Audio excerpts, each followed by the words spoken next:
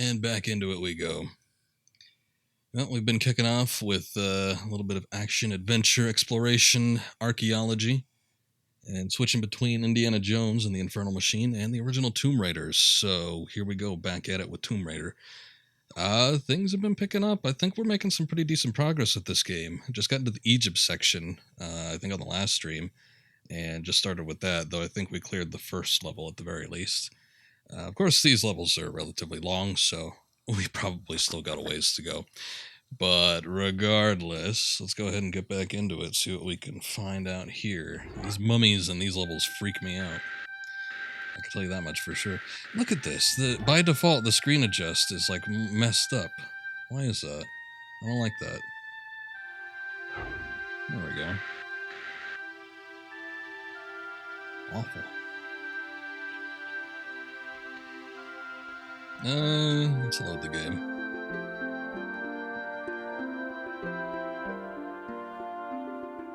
I'm trying to remember, was the PS1... Oh yeah, no, that should be set up correctly. PS1 is a little on the quiet side by default, so I gotta boost up the volume quite a bit. I was thinking, is that the same as what I had for Indie? But Indie is, of course, off the PC, so... Not something we need to worry about.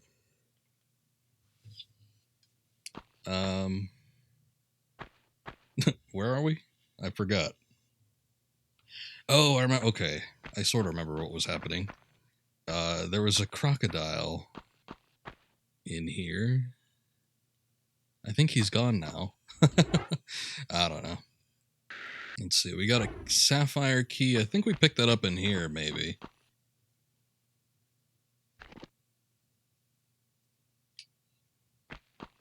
Oh, wait. I think I see it. There he is. Big bastard.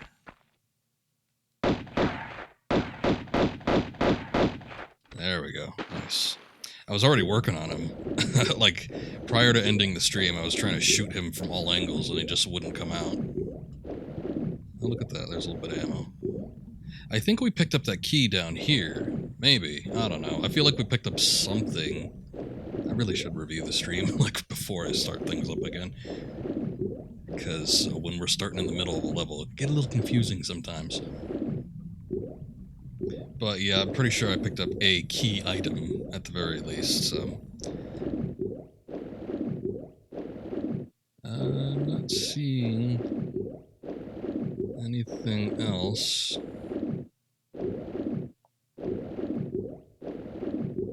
Yeah, there was like something in that weird little ledge there. Whoa, that was weird.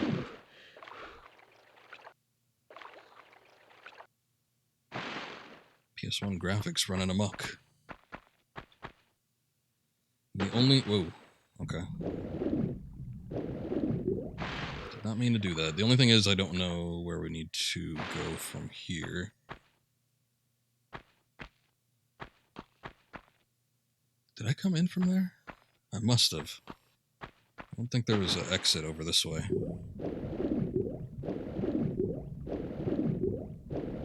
No. Fine little ledge, though.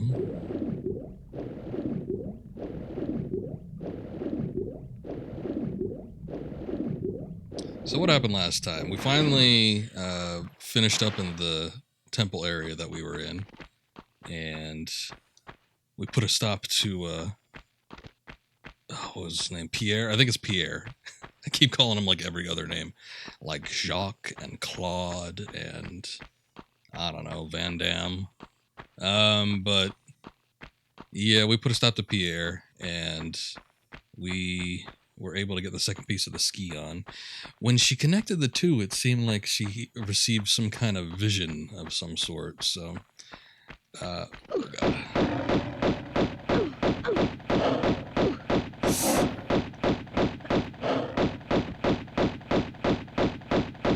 Oof.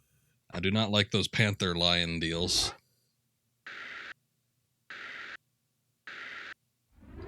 Call him Danny Phantom because he's a phantom. I guess he is now. But who cares? His activities have come to an end. Unless, of course, he's coming back. Then it would just be terrible. Oh, God. Let's see, 12. I'm gonna take out the magnums.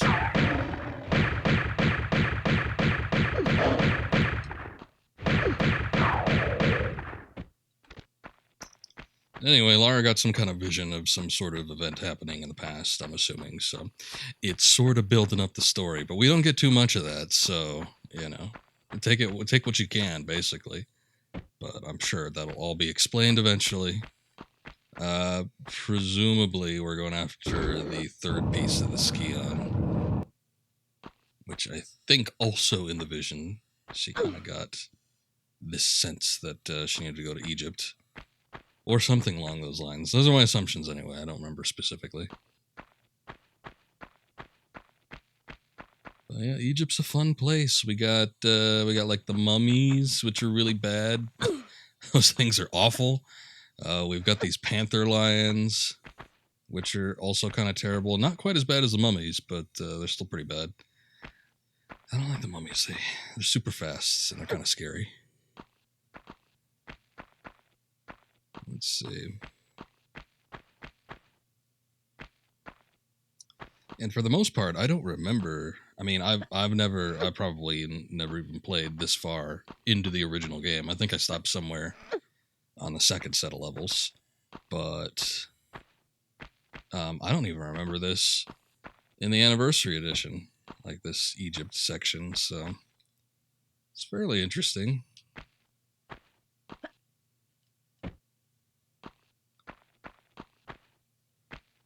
Every time I think of like an Egypt section in a Tomb Raider game, or not section, but just like Egypt in a Tomb Raider game, I always think of Last Revelation.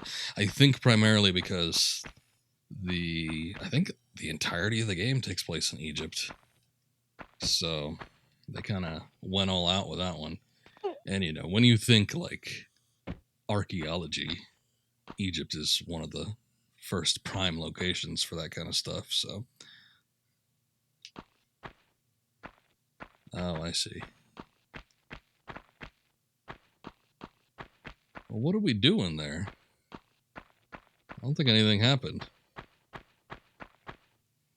But anyway, you kind of assume that that would be the first go-to place. And I guess that is kind of the first go-to place because that's where they went first in the series.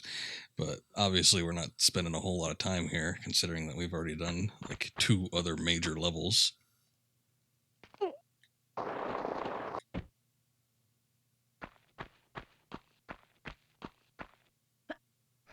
Let's see.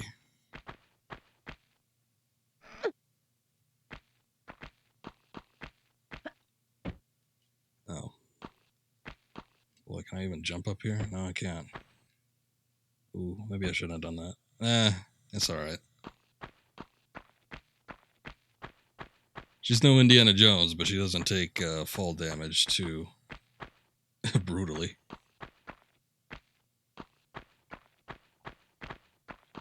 So we hit that switch, far as I could tell. That just opened up the door in this room. That didn't do anything else. I saw in that previous section that there was that door that's kind of on the upper section. That's why I moved the block under it, because I assumed, oh, well, we'll be getting to that eventually. But I didn't see anything to open that. Very interesting.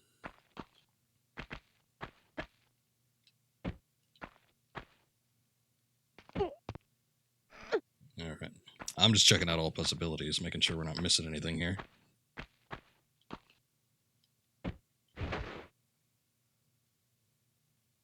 Ooh, camera, work with me, please.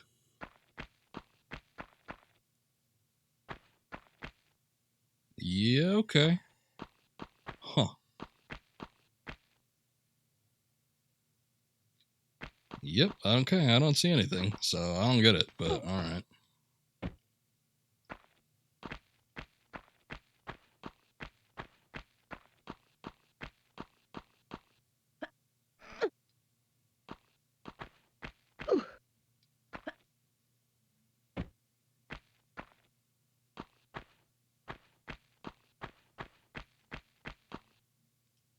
Is there anything else? I guess we got the key from the other room. So that would mean that there's got to be a keyhole somewhere. I just don't know where that is. I'm just making sure I didn't push the block over it, did I?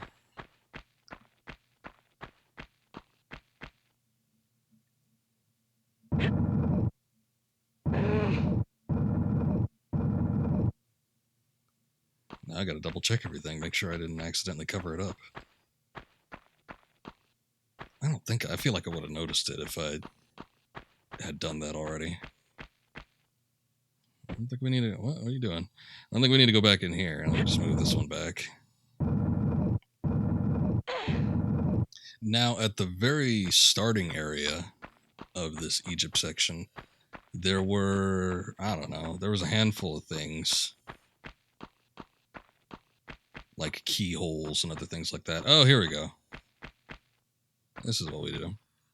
See, this is the problem with starting a level, stopping for a couple days and coming back to it. I just don't recall things like this. Best played all in one go.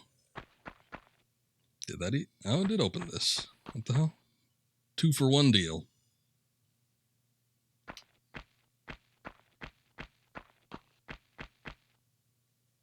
Got some kind of obelisk.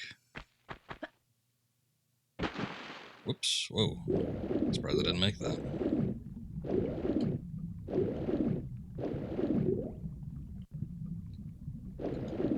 Grab it, Lara. There you go.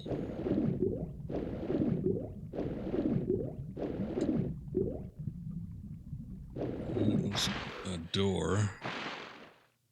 What is going on here? Oh, wait a sec. There's a little pedestal with an object on each of those. Also in the starting area, as I remarked, how there was like keyholes and other things like that. There was also an obelisk with like indentations. So that might be what that's for. I'm just gonna go grab all these objects. Oh god. What do I want to do first?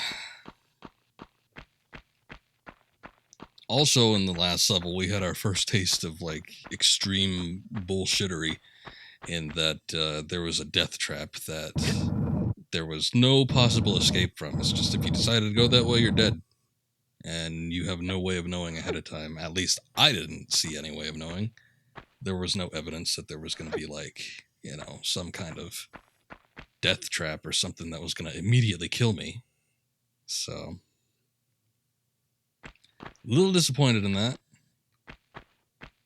But it happens. Shit. Whoa. Ooh, wait. Wait.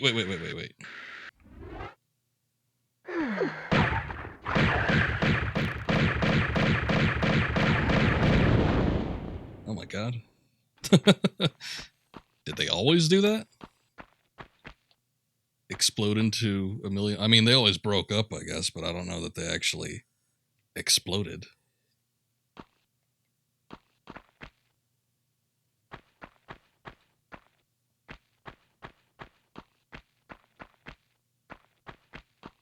Oh, hey. Well, here we are. This is one platform. I need to get that bridge down, though. Ah. Maybe this is what I need. Yep, there you go. It looks like it landed on top of it. Oh no, the object is crushed.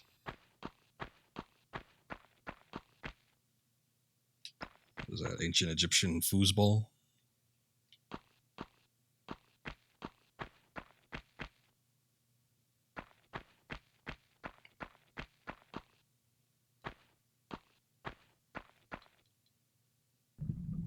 Okay. We have an eye. Man, what a shame. This stuff is so close. If it was me, I would just reach around and nab those other ones. Obviously, we'd need to do some sort of puzzle platforming to get the one on the other side, but hey. At least we could shoot for the, for 3 instead of just 1.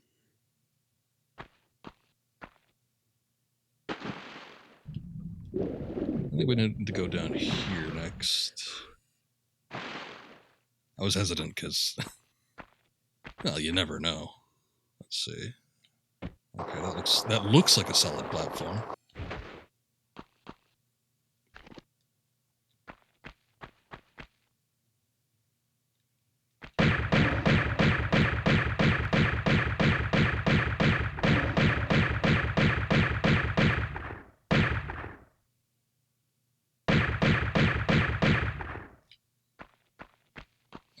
Oh man, thinking about it, I really shouldn't waste ammo like that.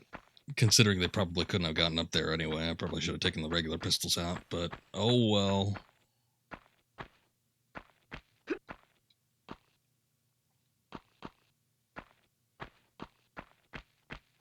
I got a feeling like there's going to be worse and worse things as we progress, so. The mummies ain't going to be the last of it.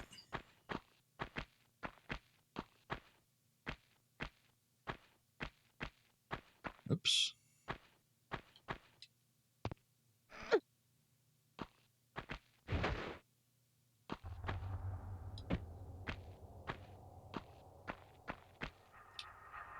Okay, what are we looking at?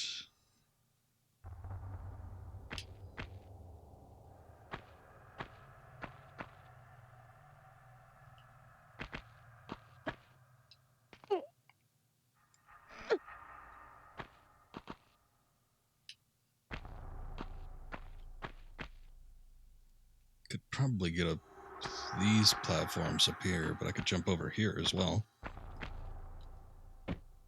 Unless something about this ain't a good idea.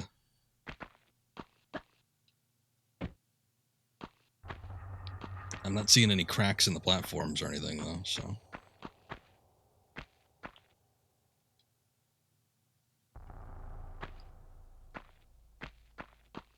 Where does this go? Looks like a completely different room. But, hold up a sec, look at that. That begs the question, do I want to go up here first, or do I want to try what's down there? I don't know. I think I'm going to make for the upper levels.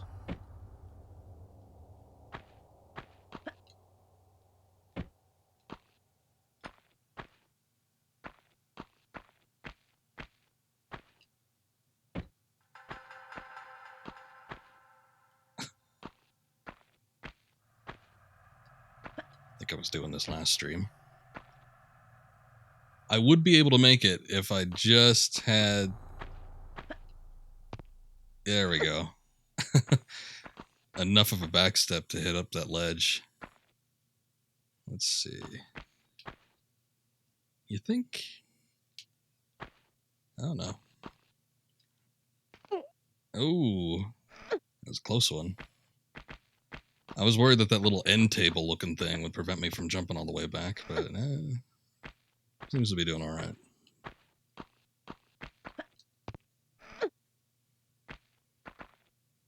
Oh look, save crystal. A reward for making it all the way to the top.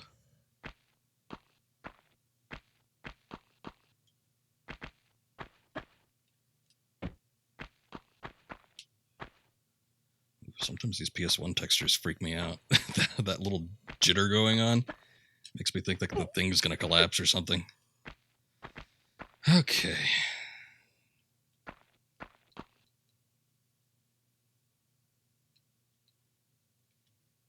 Even with the mummies, platforming is still the worst of it. Makes me the most nervous when trying to jump around through here.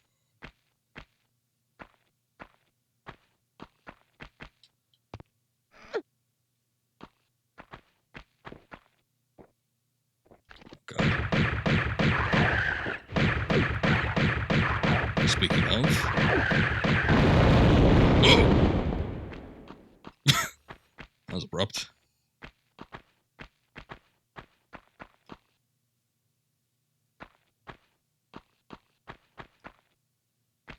Okay, so we have a door.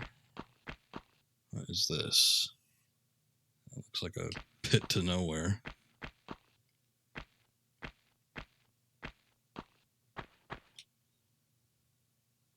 Oh, hey. Okay. Well, that's where we need to go.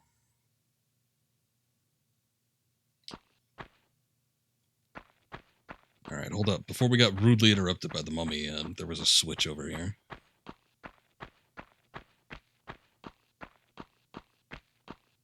Let's take a look at that.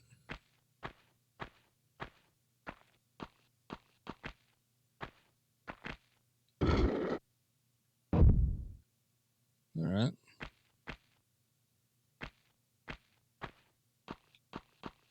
There's like a lot of items down here, too. Look at that. What is... If I drop down there, can I get back up? I'm going to try it. There's a health kit on top of the obelisk, too. That seems like a challenge.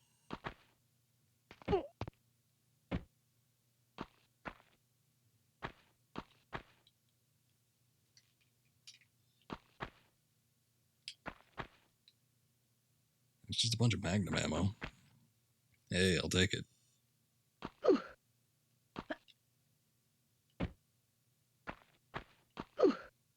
Can I climb on this?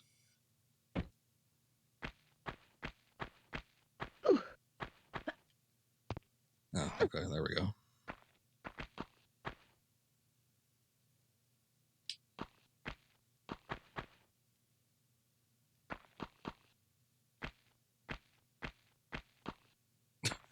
Oh, come on. Alright, let's try it this way.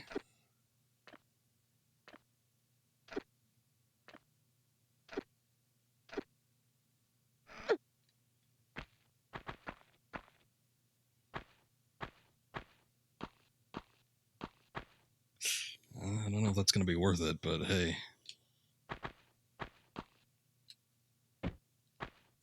Not too bad. Oh, more than a health kit. We got some Uzi ammo, too. But still no Uzis.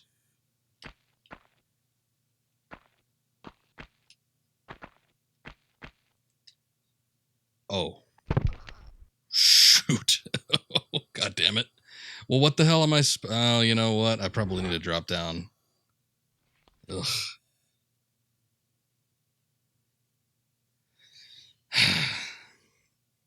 Actually, no, that's pretty damn far, too. I think that's the same amount of height. I was thinking maybe I need just should drop down where the item is, but I think we fell down that far anyway. Oh, well. Well, I suppose I don't need a health kit and Uzi ammo, so might as well not worry about it. I do want that magnum ammo, though, so I'm going to go back and get that.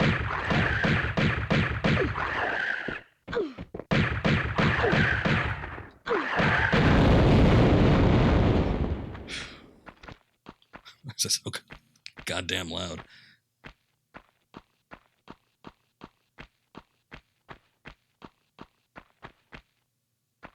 Oops. Whoa.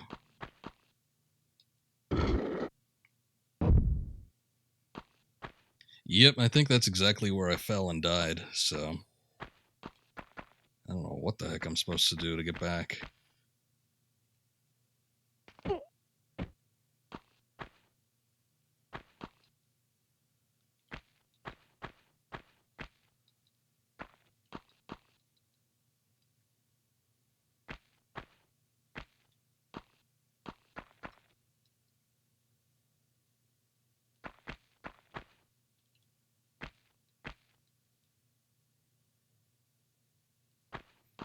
Alright.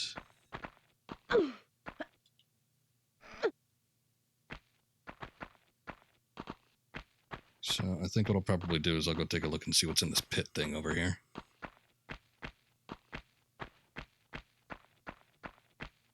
I guess I could also drop down here, maybe.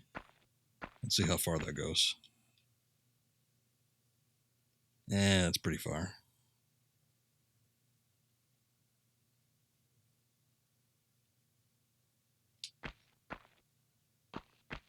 I guess when I'm on top of the obelisk, I could maybe shoot for the water. I suppose that's a thing.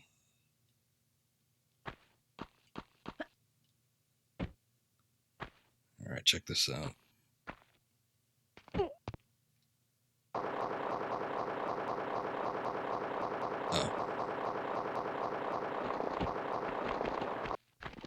Well, damn.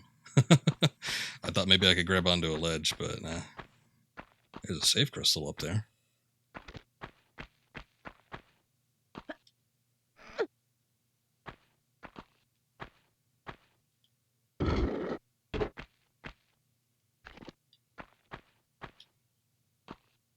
Oh, good.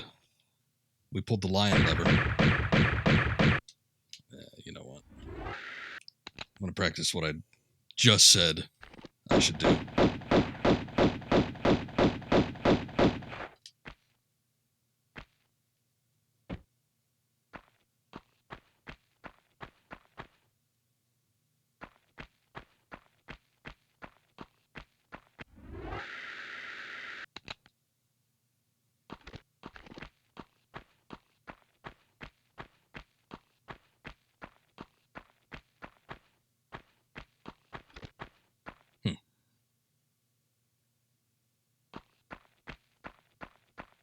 Well, we got a little bit of magnum ammo, but is that it?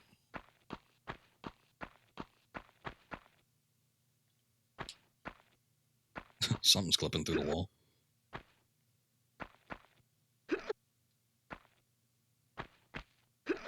Oh, hey, that lever must have changed this too. Obviously, this was a slide before.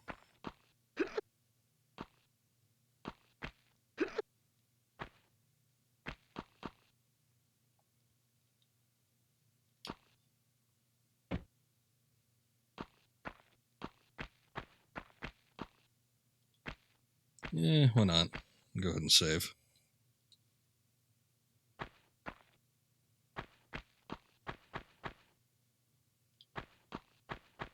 Okay. Route to the next object.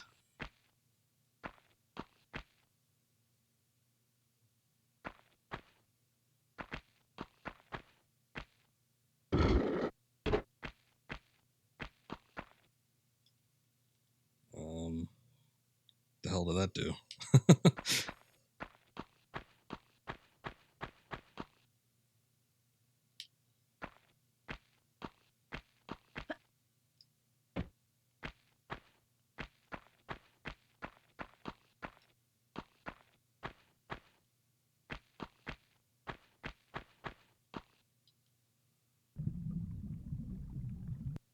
Yeah, keep showing that door, but nothing's happening.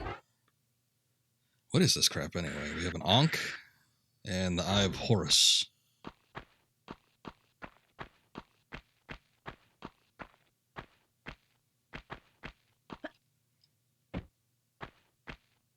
Kind of wish we'd get like little descriptions or something on them, but I guess that is asking for a bit much. Oh, hey, this was a slide too. Okay. So that lever converted these into steps. I don't know how that works, but the ancient Egyptians had some unique ways.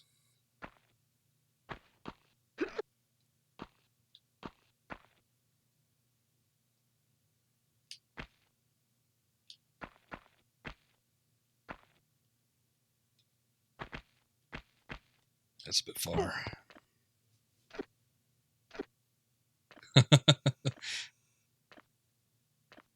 Yeah, it really wants to show me that slide in the next room.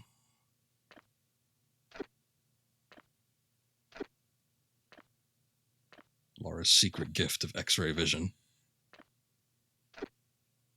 Oh, it's over. Oh, wait, no, it's coming back.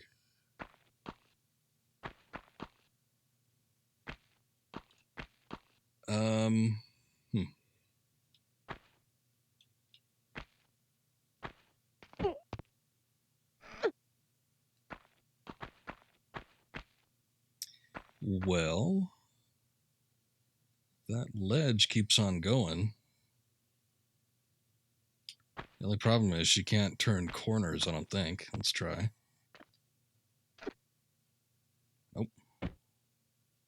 All right, there must be another level, or lever, rather, to change that, or maybe even we climb up somewhere else. Who knows? Oh, look at that.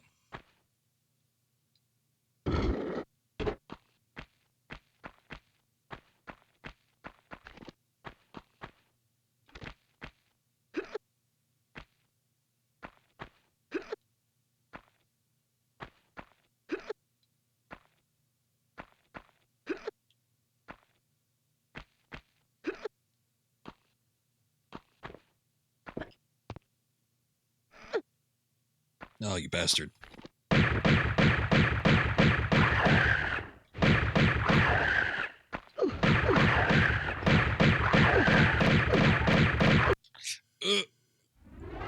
Every time I'm close to dying, I always hit the pause button instead of the menu. Good lord. What's up, Fluffy Akita Dog? This is not emulated. So what I'm doing is I'm running this through a RetroTink 2X Pro, or 2 times Pro. And it has a scanline filter that's automatically built in. But basically, I'm playing off of a PS2 with a DualShock 1 controller. Watch, I'll even press the analog button, because it detects no controller. But this is real disc. I would be playing it on my PS3, but unfortunately, the greatest hits version of the original Tomb Raider does not work on the PS3 emulator. Shuts down right as soon as you select Tomb Raider from the opening menu when it gives you the choice of the demos or the actual game.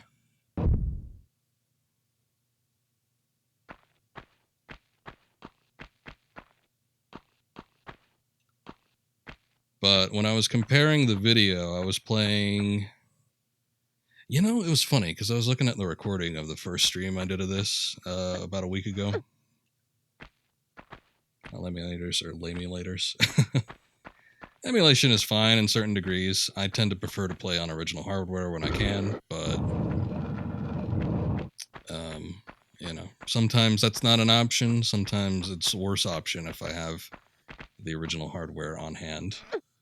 More and more, I'm finding some games have some compatibility issues with the emulator run through the PS3. Normally, it's not a problem, but every once in a while, we'll come across something that happens to be, you know, affected by it in weird ways. First game that I saw that with was original Silent Hill. Well, no, PS2 runs it off of the actual hardware. There's no emulation involved. I guess you could call it a chip if you want, but yeah, it's the real hardware that's doing the job there. They're built to play these games. When it comes to PS3, unless you have an AO1, which is the very original release with the emotion chip, as they called it, unless you have that particular model of PS3, you're going to be running through an emulator, even if you use the discs. So, yeah, you're right on that one. Normally, it's not of a problem, but you know, every once in a while, you get issues with it. How did I get down there originally? I forget now. But anyway, yeah, we were playing the original Silent Hill. End boss there made an ear-piercing screeching sound once we got it to a certain health limitation, which kind of sucked because it hurt everybody's ears. So no, the emotion engine, I mean, I don't think it was on the PS2. You could look it up and correct me if I'm wrong, but I'm pretty sure that was a PS3 deal. That was something that the PS3 originally had, but they had to take it out on future models because they just couldn't incorporate it and keep the temperatures in check. The biggest problem with those AO1 PS3s was that there were loads of problems keeping the thing cool. And that creates problems, obviously, when you have that yellow light of death, as they called it, mostly because the console was overheating and causing problems. Motion Engine is a central processing unit developed, manufactured for Sony Computer Entertainment and Toshiba for use in the PlayStation 2 video game console. Okay. It's also used in early PS3 models. All right. So I had only ever heard it for the PS3 models, so that's what I'm referencing. But yeah, I guess they had it for the PS2 as well. But the Emotion Engine, as they called it, or the Emotion chip, that was what allowed for the running of older hardware and the backwards compatibility. So that's kind of where you got stuff like that. But regardless of that, yeah, the PS2 runs it off of the actual hardware. Same thing with those AO1 PS3s.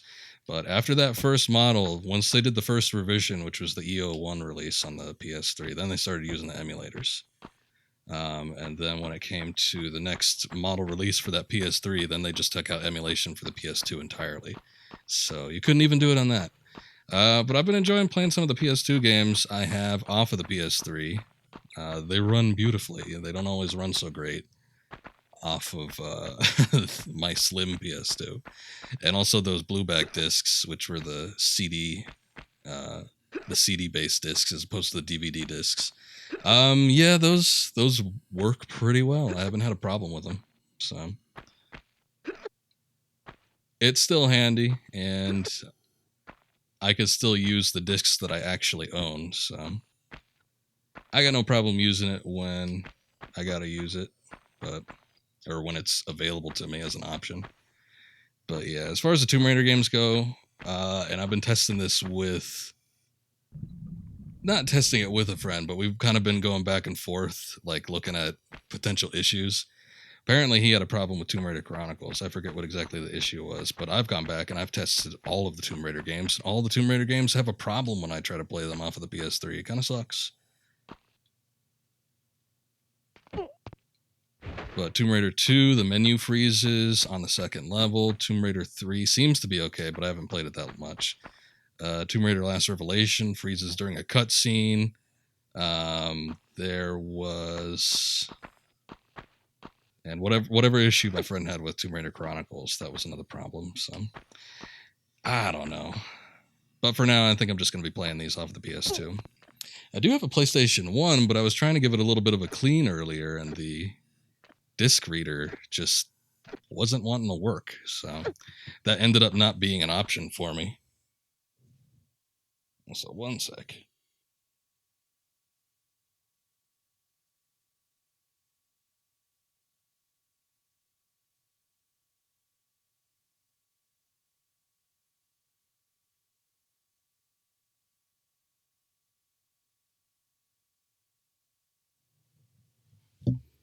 All right.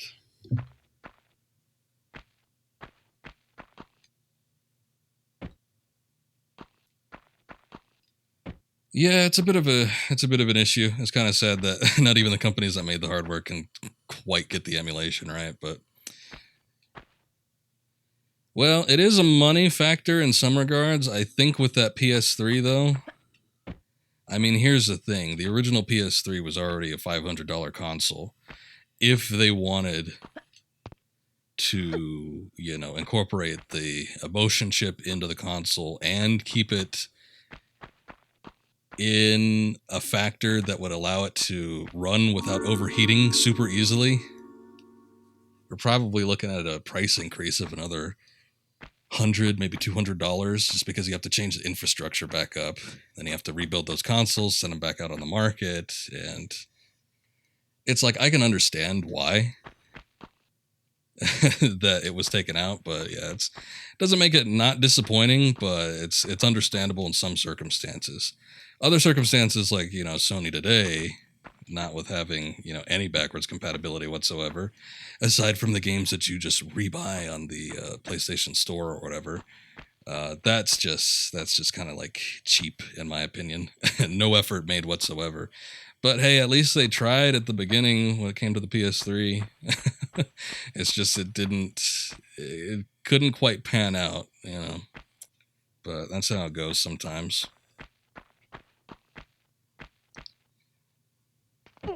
Considering the consoles are all like old as dirt now, you could always go through, crack it open, try to make some adjustments and modifications. Not that that's always going to be the most preferable route, but hey, at least it's an option.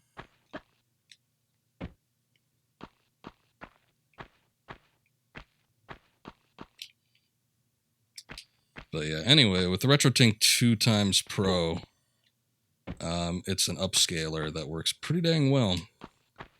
I've noticed, especially with older games, we're not running into the same issues as having just getting a straight capture with like regular composite cables, such as stuff being like too dark. That was always a big issue. We actually get some clarity when we're playing these games, which is always preferable. And when I was doing the comparison on my CRT, I was looking through it because I got a splitter that I was working with. I had one feed going to the CRT. I had another feed that was going through the retro tank. So I was making adjustments to try and get it as close to the CRT visuals as possible. And when I turned on the scan lines, that made it closer than anything else I'd already done. So I'm like, you know what? I'm just going to keep that. Ah, shit. God damn it. When was the last time we saved the game?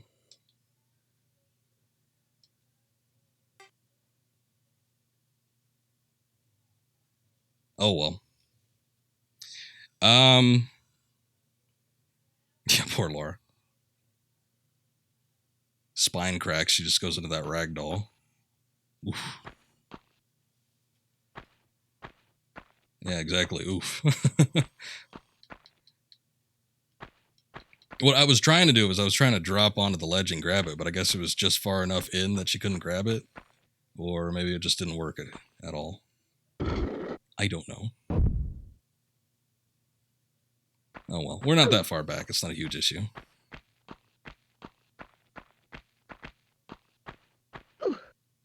I think I'm going to wait on grabbing the rest of the emblems, though, until we actually get all that taken care of.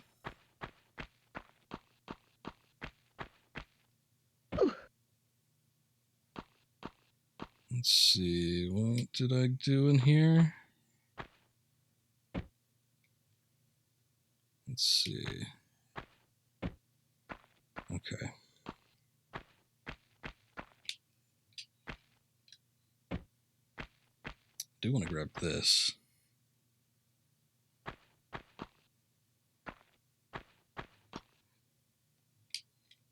Oh, god damn it. Alright, well, at least we're not dead. I was going to mention, though, the blueback disc is actually a real boon. I got that EO1 PlayStation 3 console not too long ago. I think that was back in October last year. Had a little work done on it. Shouldn't have any overheating issues for a while. And then if and when it does, I could just crack it open, reapply the thermal paste, clean it out. Probably should be okay. But anyway, for the longest time, all of my CD-ROM PS2 discs never really had a console I could play them on, which has been super disappointing because my fat PS2s, those barely work. If I wanted to play off of those, I'd have to crack it open and probably do a little bit of work in there, but I don't really feel like doing that. And the fat PS2s are much more difficult to work on than the slims. But, you know what, I'm going to go down here. The slims, I've tried it a couple times. I know that there's some PS2 slims that can play the CD-ROM games, but mine can't. I don't know if that's just faulty hardware or if that's just, oh god, not two of these bastards. I don't know if that's just faulty hardware or if that's the particular model I have.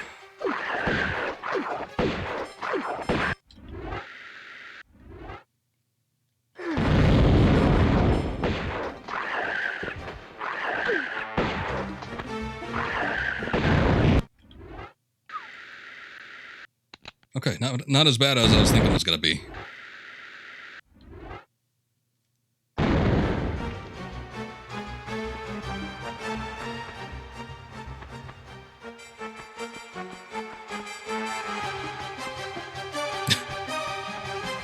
Yeah, I think we beat him a little quick. The music was anticipating me going for a little longer.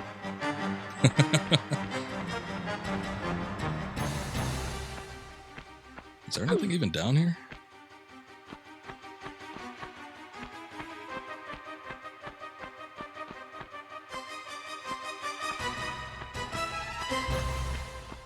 Huh, okay. Well, cool battle. I'm not seeing anything else. Alright. I guess maybe that's just a trap if you go down to the bottom.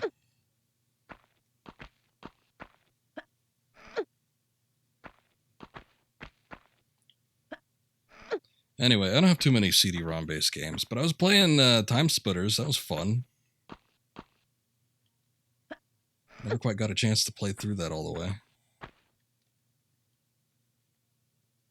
And then I think Racer Revenge. I got to get that going at some point. That was a fun game. Oh, I see. Okay, I think we need to go down on the bottom in order to get up there.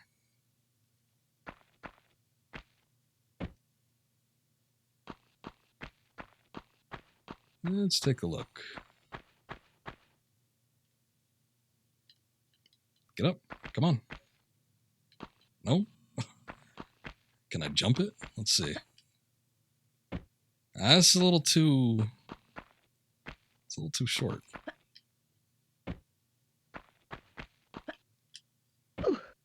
Oh. I don't think this is going to work. Come on, Lara. Step on the thing. All right. Then how the hell do I get up there? Oh. Never mind. I see it. We're just working our way through here. Okay. See, I saw that ledge on the other side. I figured I had to jump over there, but I didn't see anything. So I'm like, nah. I'll just go down to the bottom instead. Boy, can I even make that? That's a big jump.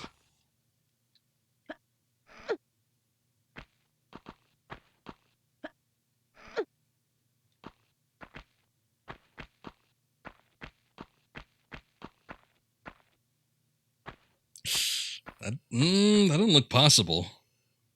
That's a little too long. Okay. Hold up. I think we need, we need to go up here. Hey, what's up, Mythical? Welcome back. Good to see you. Things are going well. Not too bad. Just trying to figure out crap here.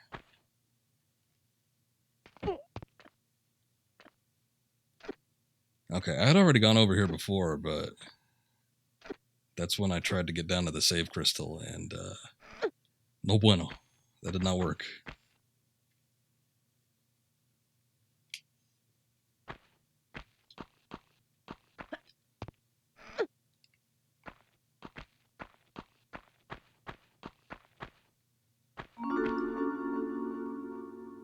We found it. The sacred large medkit treasure.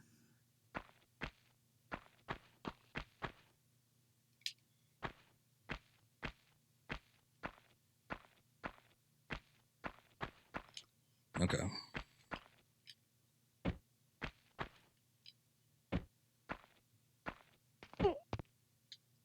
There we go. That's better, maybe. I still need to get down to the bottom there. What was up here?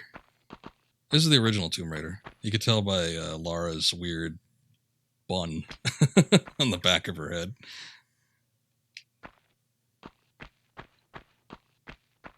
Still the only one where she doesn't have the long-ass ponytail with the physics.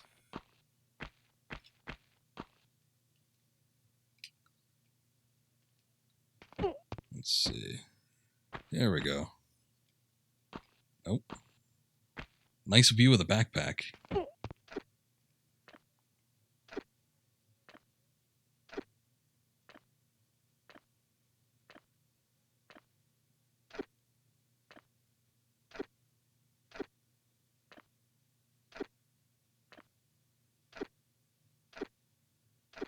You just got this one in the mail today. Cool, cool.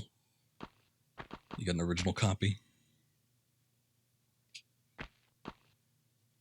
Yeah, I was kind of debating which version of this I wanted to play, but I figured I might as well do the console ones. I've got the DOS version, and I was seriously considering doing that one. It would have been a hell of a lot easier because instead of having the save points, you could just save wherever the hell you want, like other Tomb Raiders, but I was like, nah, you know what? I feel like torturing myself, so I think we'll do the one on the PlayStation.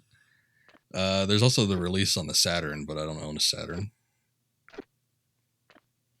That's actually the one, that's the first platform it was on. Would have been cool, but I have never touched a Saturn controller in my life. I don't know what it would be like to get a hold of one of those. So you could just assume the logistics of it would be a little bit complicated. All right, well, we went through a hell of a lot of crap, so I'm gonna make a save here.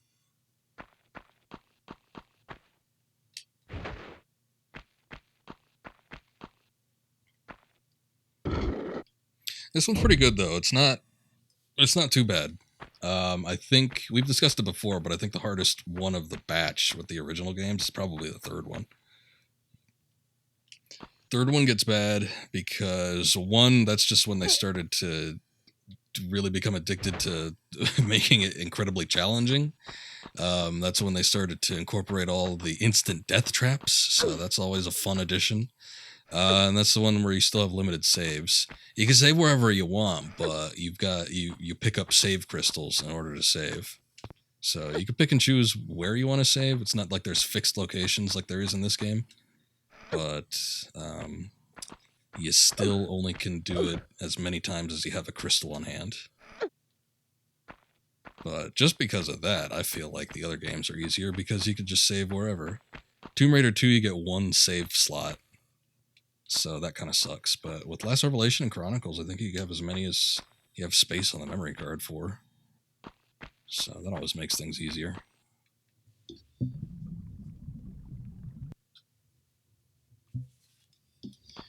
Did I get the one on the other side? I guess we'll find out. I could probably jump that, can't I? Should I even try it? I'm probably going to overshoot it. Let's try this. Okay. Alright, I already got that one on the other side. Oh look, finally, we get the door open. Let's see. Original Resident Evil games, yeah. Yeah, every once in a while those could get a little on the difficult side just because you might mess up with your saves or you might not have enough. Well, I feel like for the most part, especially in like 2, maybe not in 3, but when it came to the ink ribbons, I don't know, maybe 1. It would be either 1 or 3, which was the most difficult because of the limited amount that you had. But actually, I don't know, I like the concept of limited saves. When I streamed Resident Evil 2 Remake for the first time, I ended up doing the hard difficulty just because I wanted to have the limited saves. I'm like, well, they're doing the ink ribbons, but only on the hard difficulty. So I'm like, screw it. I'll just do it then. But there is something that adds to the tension. You gotta pick and choose where you want to save. You know, if you mess up, you gotta go all the way back to where that save file was. It's a pain in the ass, but hey. It does up the ante. That's for sure. Got another one of these bastards up here. Ah, there he is.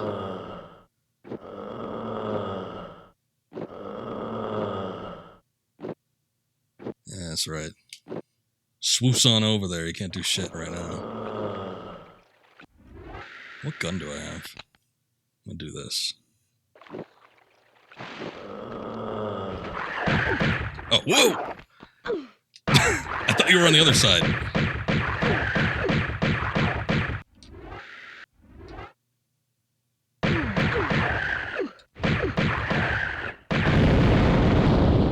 Good lord.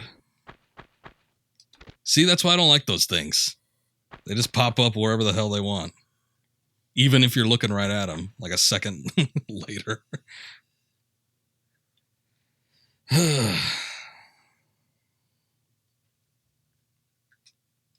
I'm sure. Excuse me while I get my water bottle.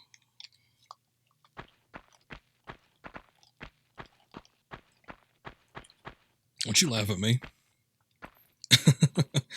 You always found it bizarre that in the PC games would frequently allow you to save state and load at any point. Well, that's just kind of how PC games were. You think back to like the original Doom, it was the same thing. When you take a look at the console versions of Doom, you could only ever enter a code for whatever level that you started off on. But when it came to like Doom on DOS, you could save wherever you wanted. A lot of PC games were like that, unless it was, especially if it was like point and click stuff. But unless it was, I don't know, sometimes really arcadey stuff, they would still have like codes and other things like that where you didn't save. But that's just kind of how it traditionally is for and was for PC games. But with consoles, I mean, I was trying to theorize at the beginning of this why they wouldn't allow you to do it, but they'd allow you to do it with other games. I was like, well, maybe they didn't know how. Maybe they couldn't work out a way, because there's a lot of factors you have to consider for saving wherever you want. A lot of variables that have to be adjusted for. So maybe that was part of it. I don't know. But look at this bastard. Standing over there like I don't see him.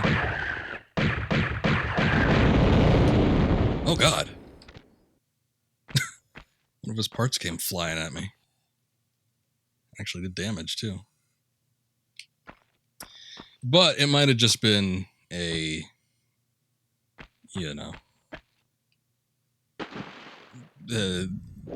what am I trying to say? Purposefully done that way.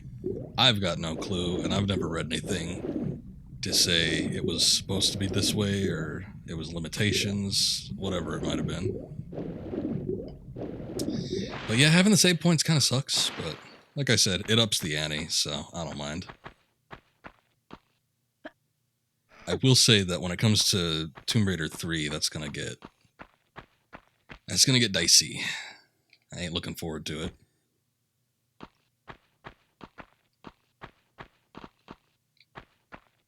I said it before, but I don't think most of you guys are here.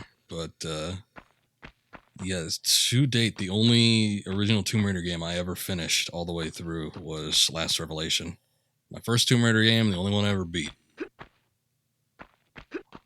So when it comes to all these other ones, I ain't got no clue what the end of the game is going to be like. Tomb Raider 3 is not a game, it's a torture device. Obviously. What else could it be? Yeah, that's going to be a hell of a stream. But I'm ready for it, I guess. I'll have 2 other games beforehand to kind of set the mood. Tomb Raider 1's got the nice puzzle and action balance. Tomb Raider 2's got the balls to the wall action. Tomb Raider 3 is all about the puzzles and death traps. Where is this? Oh, hey. I know where this is. 78 streams. We'll see. Hopefully it ain't that bad, but you never know. No, what do you mean no? Don't you backtalk me?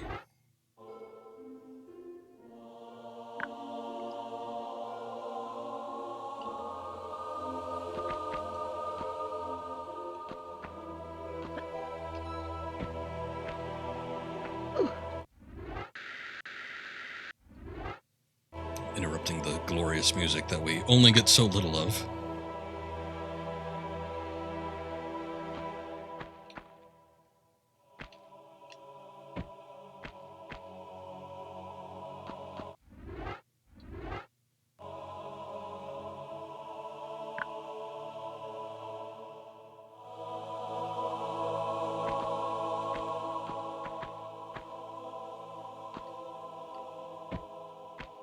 Oh yeah, this is our Halo track.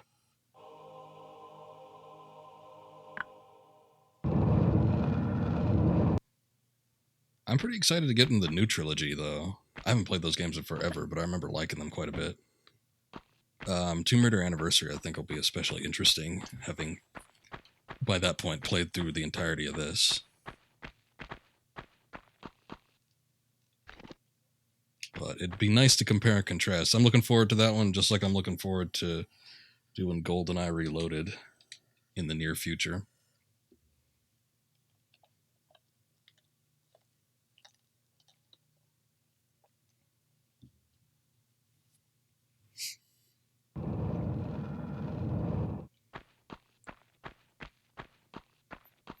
Okay.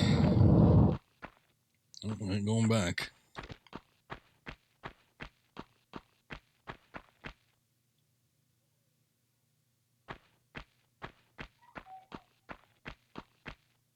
What is that? Looks like a scarab. Alright. More pieces to the puzzle. Oh. That's probably where you put it. Med packs, some other goodies. Let's get these Magnum clips.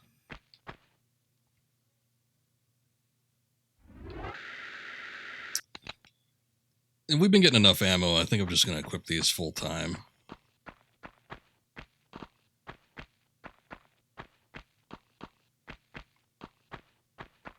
Oh. Gentlemen, welcome to the party.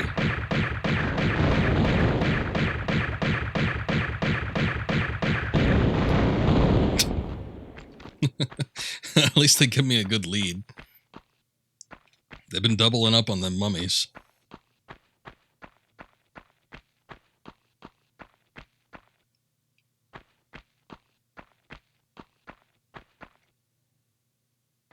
What do we have here?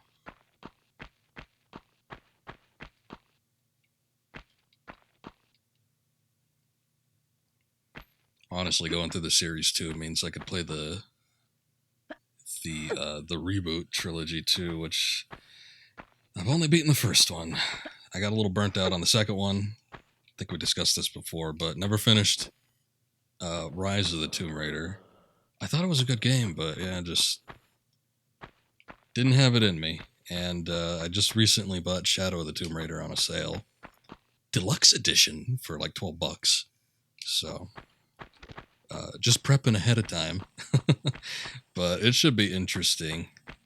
I think a long-running series like these games always pique my interest the most. Just because I like to see how they develop over time. A lot of the little minute details that carry over from game to game. And some of them that don't.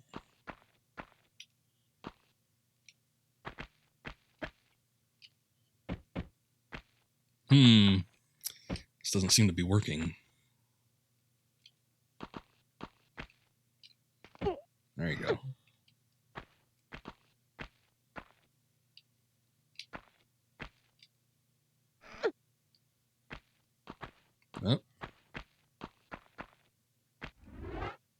Oh. I thought that was a button. Alright. Now I gotta find more things to insert into other things. I guess that's been the goal in the Egypt levels. Oh, look at that.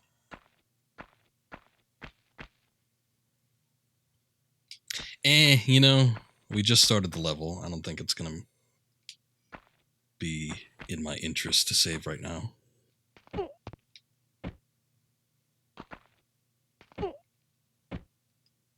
Oh. Man, she can't even roll. It's a little too tight there.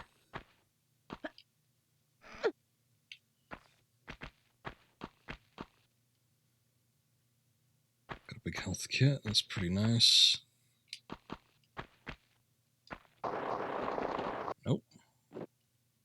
Is there a save crystal? Yeah, there's a save crystal up there, too. And another mummy. At least they're making their presence known. What the hell?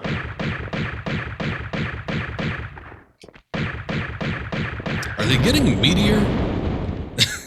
It seems like they've been less and less covered. And there's more blood, flesh, or muscle showing. I'm not sure which.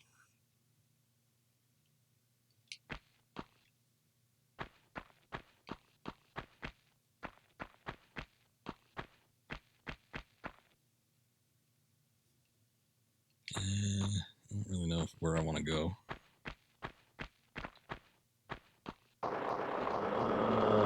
Okay, cool.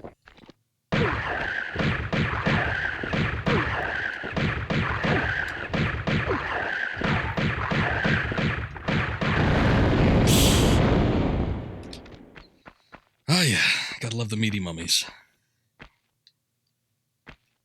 Yeah, they're getting a little freakier. I could see like rib cages and flesh and other things. You kind of see it like, I don't know what it's supposed to be, but to me it looks like some kind of entrail or something sticking out of the bandages. But now they're just showing off. And it's so gross.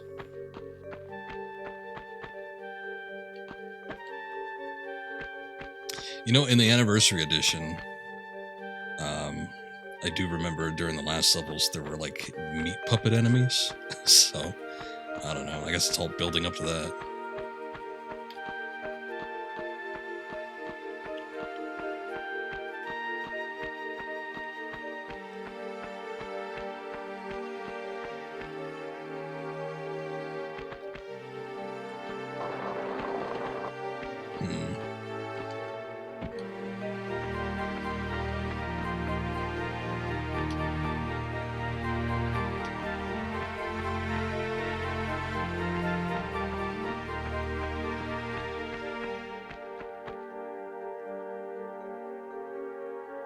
Ooh, that looks bad.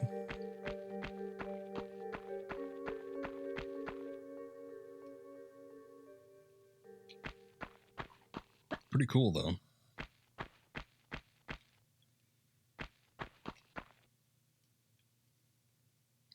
Well, there's certainly objects up there. I'm seeing items clipping through the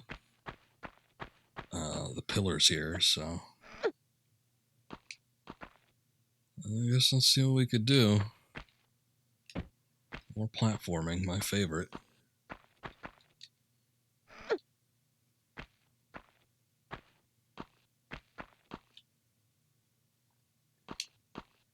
Yeah, let's go for this one.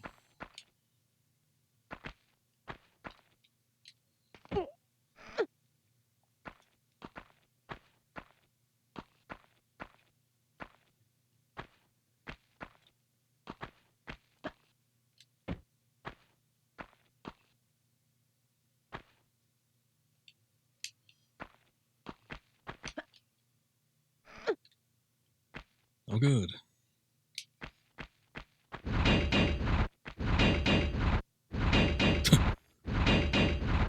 Thank God the crystal's here.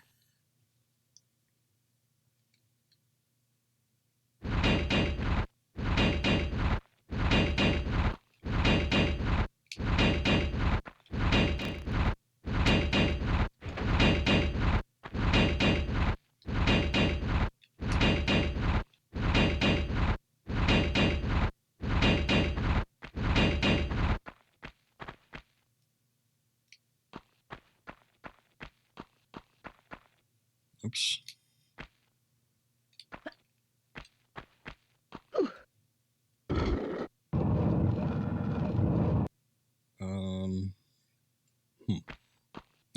I don't know that I know where that was. I did see a crystal up on the upper level. I tried to get up there before, and there was like a... Oh God, they fly now. God damn it. Ugh. Okay, well, that's reassuring. It looks like I could slide off of this.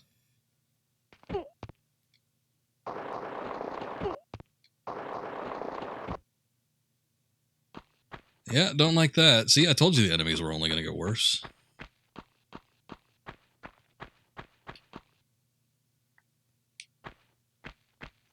All right.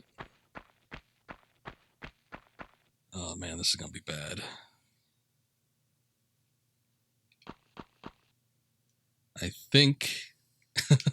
yeah, I think I need to start down here, work my way up through there. Because I was already over here before. I was taking a look at those ledges. I didn't really see a way to get up. But if I could get to like this area, then I could probably make my way down there. It's going to be a long climb. Let's get started.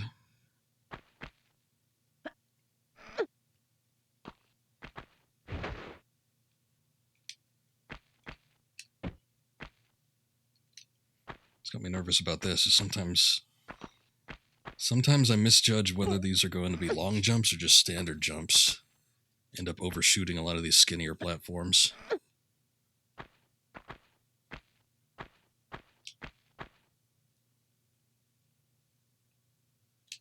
Huh. Let's go this way. I see a ledge.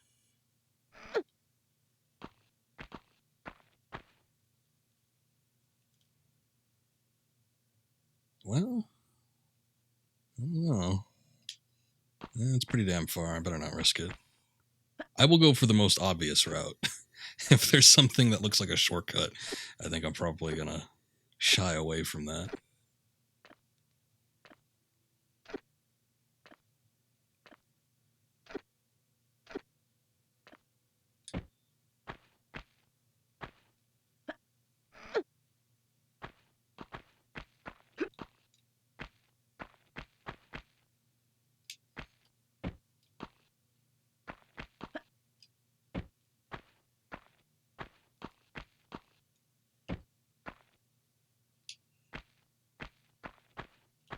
Oh, shit. Oh.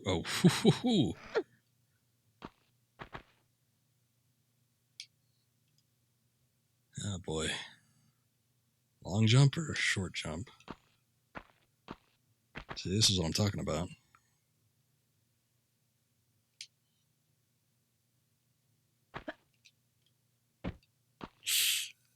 Right at the edge.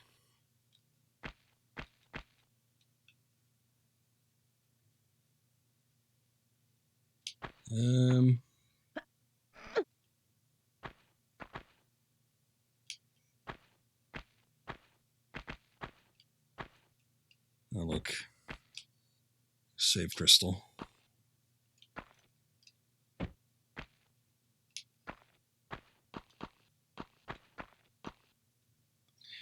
Well, that wasn't too bad.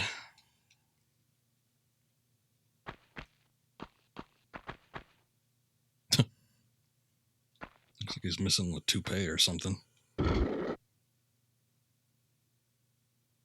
Oh, that sucks. That's way out of the way. So can we still get... I mean, it looks like this is all connected. Oh, shit.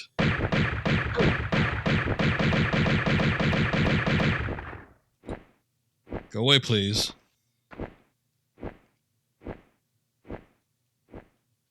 Wait, no, come back. I want to shoot you. Where did it go? Okay. Oh, there it is.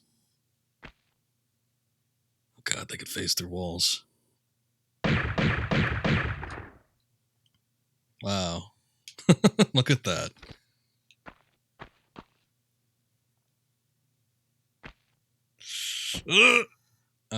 Okay. That works.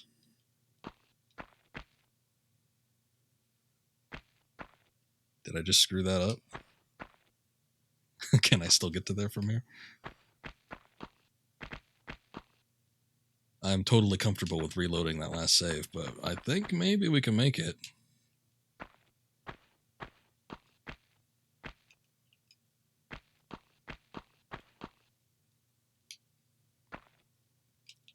Maybe.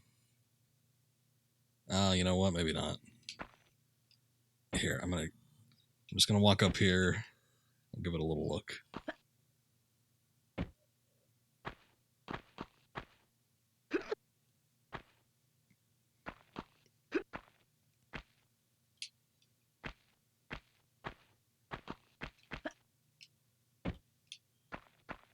Oh, wait, I think this is doable. All these winding little paths and back way alleys.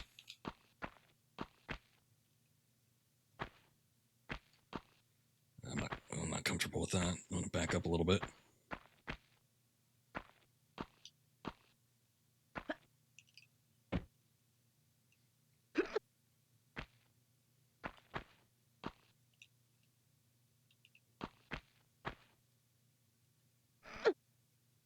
Okay, hey. I could dig it. The last save wasn't too far back, so I'm going to leave that. But what is going on here?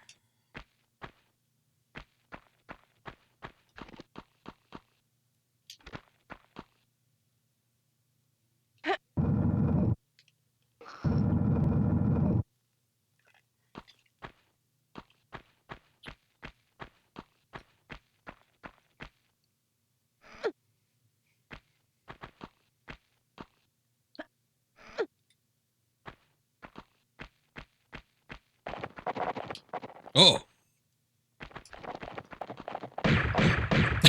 We fought one of these guys once, and it was sort of a pain, but also we kind of had a cheap way of doing it. Ah, shit. That's a little much. That's a little much.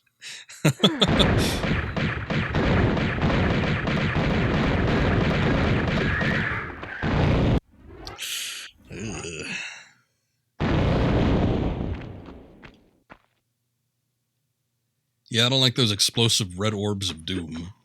That kind of sucks. Hey, we got one of the Onks, though.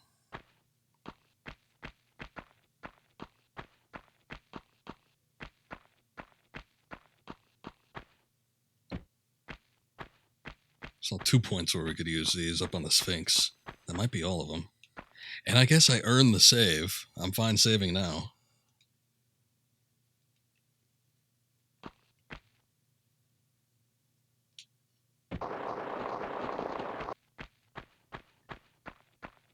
Okay, well, we were doing the platforming in the upper stage. I think, let's see.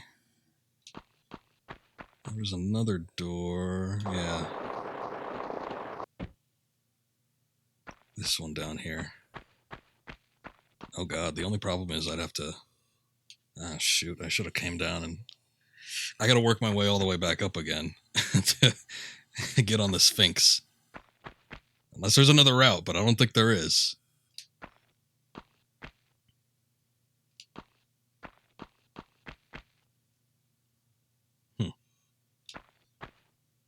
Well, both of these look like they go in the same spot. Might as well do the fun one.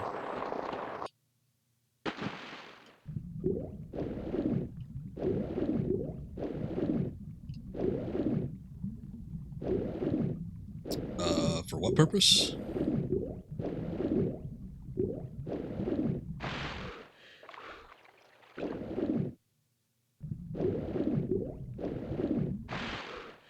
Oh, you know what?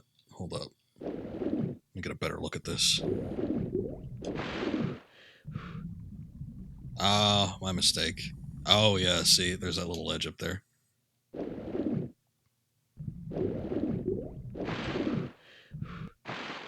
This is just the you failed, go back and retry staircase. I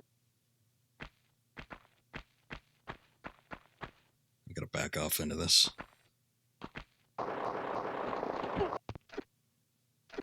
There you go.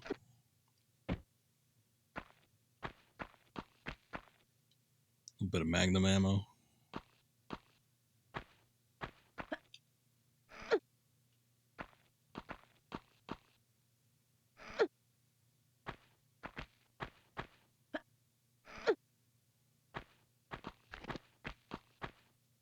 Okay, what do we got? It's another pool.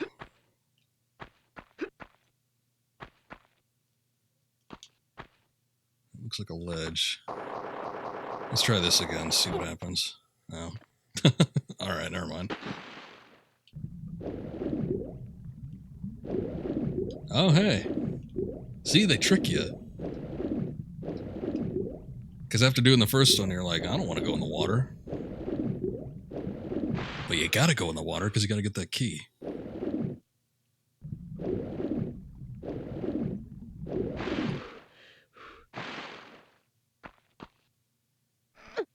Probably for the best I did a little experimenting then.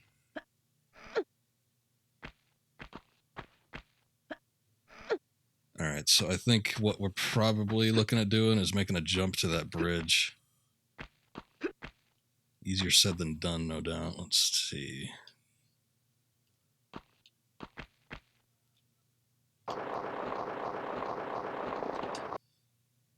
Oof. Oh, so close.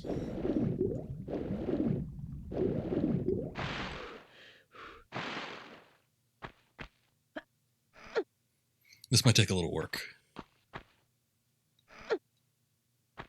I'm good at timing things sometimes, but when it comes to like jumps and getting just to the edge there, not exactly my forte.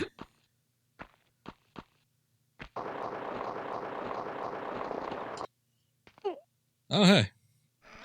Alright, not that bad. There's the keyhole.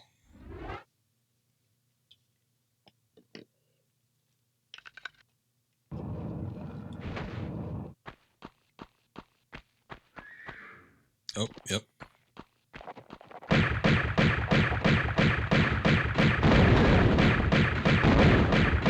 So this is what I did to defeat it the first time we found him. Because there's just enough of a delay on the orbs that you can kind of time it where you could just keep jumping. And it worked the second time, too. I should have done that with the last one we fought.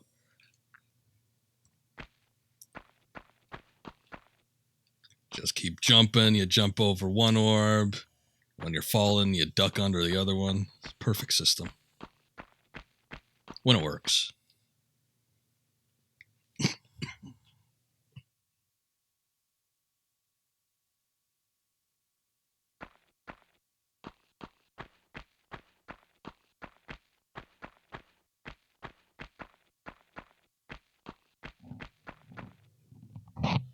I got a bad swig of water. Okay, so now that we got the 2 onks, I gotta work my way back up to the Sphinx. I might check around the side and see if I can hop up there. But I think what's probably going to end up happening is we got to work our way back to the top by going all the way around. Which would suck, but hey, you got to do what you got to do.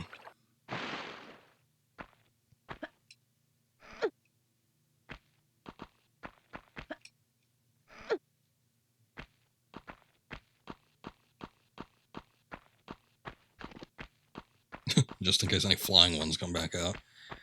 Seems like they've been throwing those at you after you get done with stuff.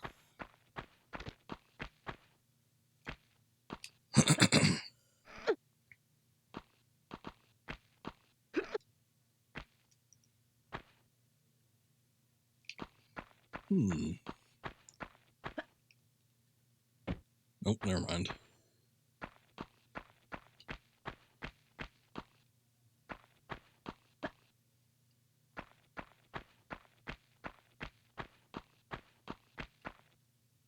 Is there a quick way up here?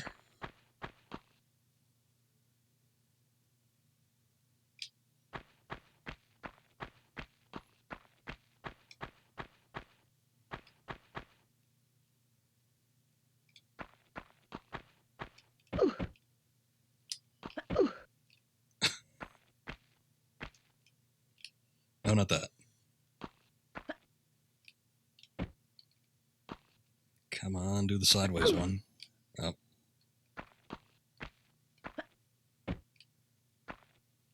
Ah, that's a little too steep. Damn. Okay. Well, shoot. All right. Gotta go all the way around. That's fine. We did it once.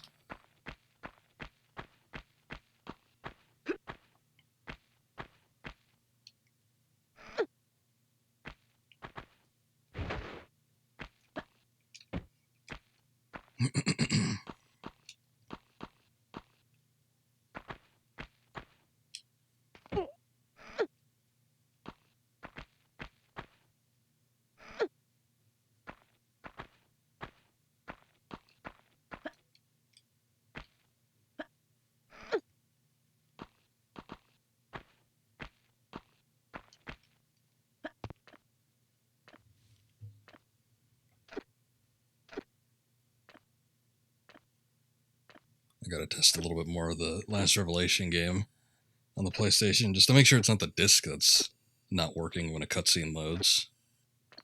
Though, as we talked about before, I'm pretty damn sure it's because of the emulation. But boy, I ran into some weird glitches with that game. I got one recorded where there's a vehicle segment. They started incorporating those later in the series, but there's this vehicle segment where you have to chase down a Jeep. Oh shoot, did I screw that up? Oh no! God damn it. That was the one where I needed to do the short jump. Shoot. Ah, well. But anyway, we tested I was testing out the Jeep segment. There was a point where the Jeep just came to a full stop and it was just kind of rumbling in place. I beat up that thing. I rammed into it several times. I shot it with a shotgun. doing all sorts of stuff to it, but it wouldn't budge. Couldn't progress the level because I think the Jeep is supposed to drive off somewhere as you chase it. Probably unlock a couple roads or something like that, but it was just like this Jeep rumbling. You could kind of walk through it. There's a little bit of collision detection, but not on the whole thing. I don't think they planned for you to actually get out and interact with it, but I don't know. It was kind of fun, I guess.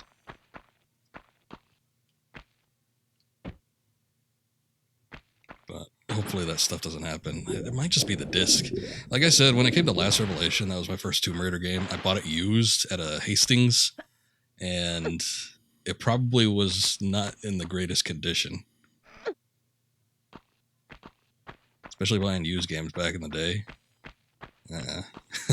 At least now when you're buying a game of that generation, it tends to be from like someone who had it as an adult or, you know, collectors.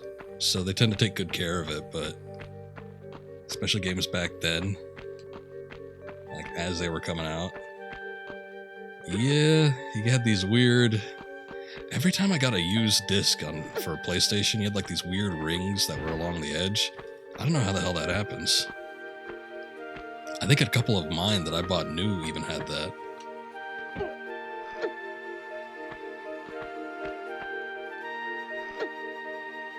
But it must be something with the actual PlayStation.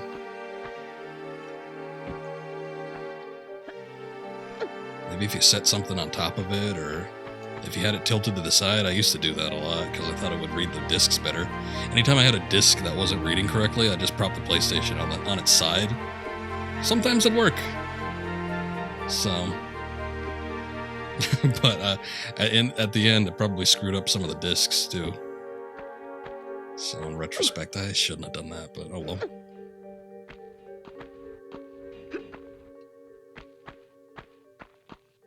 So far, I've gotten a decent amount of my old library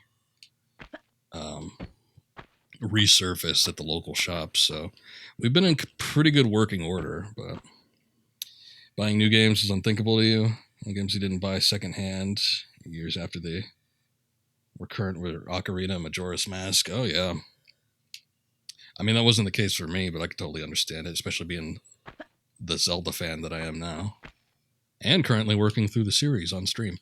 But, yeah, I mean, at that time, when I was a kid, and, you know, my parents were buying games for me, or the family was buying games for me, always used. Except in very, very rare circumstances, like if something new came out. And unfortunately, it was always something crappy, too. Unfortunately. Not that I minded at the time, but, you know, a lot of the newer games that I had, they just weren't in the same caliber as some of the other stuff I was getting at the time. See, it happened again. Oh, well, at least we're here. You only finally got a copy of Donkey Kong Country in 1998. Same with Super Mario Kart. Though, actually, you know what? A lot of my Super Nintendo games were new. When I started getting Super Nintendo stuff, it was just as the SNES was phasing out. And a lot of those games were going for pretty cheap. I remember going to Toys R Us, and we'd pick up, you know, maybe 3-4 titles at a time. I think I got Donkey Kong Country 1, 2, and 3 new all on the same day. And, you know, it was a special occasion. It's not like we did that all the time. But I remember going to Toys R Us, and they were selling games for, it seemed like a lot to me, but it was probably something like $15, $25. Not that much, especially in retrospect now. Like, imagine looking for a complete in box or a brand new sealed Super NES cartridge, what collectors are selling them for now. But yeah, I mean, it was especially cheap at the time. I think the going rate for Super NES games new was probably, what, like $50? Had to have been somewhere around there. Do you remember buying Harvest Moon when it just released, but you think it was much cheaper than SNES games had been normally, probably because it was so late? Yeah, see... And that was the thing with me. I got the Super Nintendo pretty late in its life cycle. So, you know, N64, PlayStation, all that jazz, all that stuff was already out by that point. So Super NES games, it's not like people were thinking, ooh, this is going to go for a lot of money later on. Stores were just trying to get rid of inventory. So what ended up happening was I had gotten like a lot of Super Nintendo games brand new. I just wish I had gotten more and kept the boxes and everything. I don't think I'd ever sell them, but just for, bragging rights, I guess. It'd be nice to have. Let me just say it that way.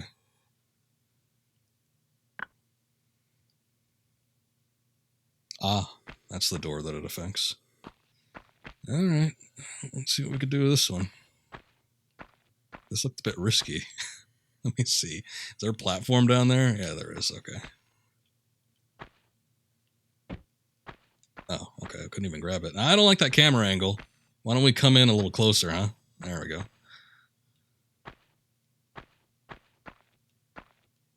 I wonder if I could. Okay, cool.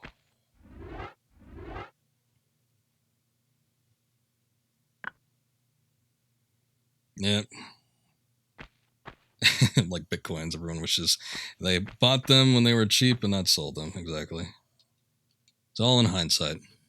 Now everybody's, saving what they got now, thinking that the same thing's going to happen. But I doubt that a lot of modern stuff is going to have that same appeal. At some point, maybe, but yeah. I mean, look at what happened with Star Wars figures. That first run of Star Wars figures from the late 70s, early 80s, those make bank. And then when the Kenner Star Wars figures started coming out in the 90s, everybody started collecting those. What is it, Power of the Force? Everybody started collecting those. Even I collected those, but I knew friends that were collectors, older than me, but they had saved a bunch of them. Those figures ain't worth shit. Those figures go for pennies. I see them today still. If I go into like a comic book shop or like a collector shop or something like that, Power of the Force figures, 3 for $5. So sometimes, you try to beat the market or try to predict what's going to be going for a lot of money, and it's not really possible. You can never tell what's going to have that nostalgic value for people. Get those collector grade marks.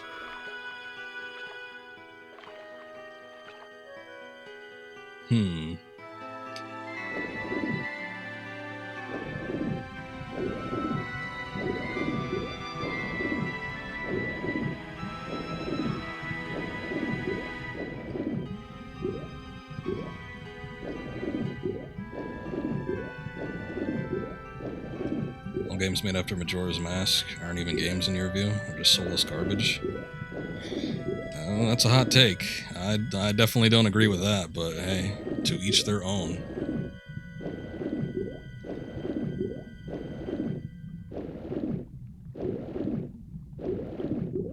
I just got through playing Wind Waker on stream not too long ago. Probably the favorite of the Zeldas that I've played in the past few months. Haven't gone back and done any of the N64 ones yet because I'm saving that for last, but... Oh, we got a door there.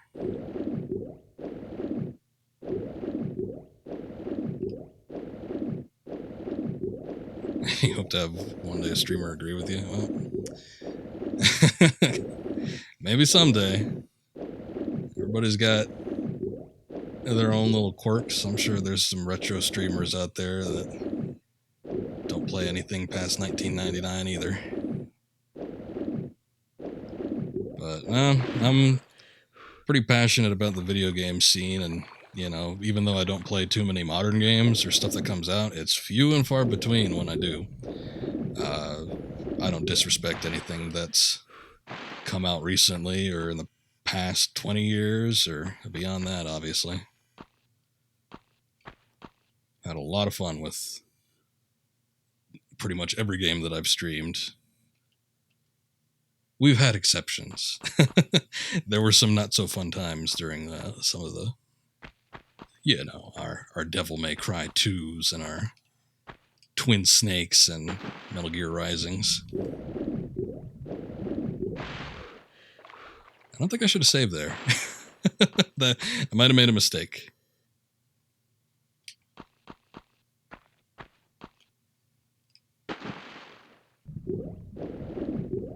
No, I don't think that's a problem if they like modern games. People tend to like video games just like video games in general. I mean, sometimes they prefer to stick with the particular era, either for nostalgic value or they just prefer the feel of the retro games, or something along those lines. But I think when it comes to video games, for most people, it's just kind of like an all-encompassing thing. Obviously, we got our own little genres and quirks that we appreciate, but for the most part, I think there's something to like about most everything that comes out in any generation. You can usually find something. Whoa, what is going on? Okay. All right. I had no control over that. It just kind of popped me out here.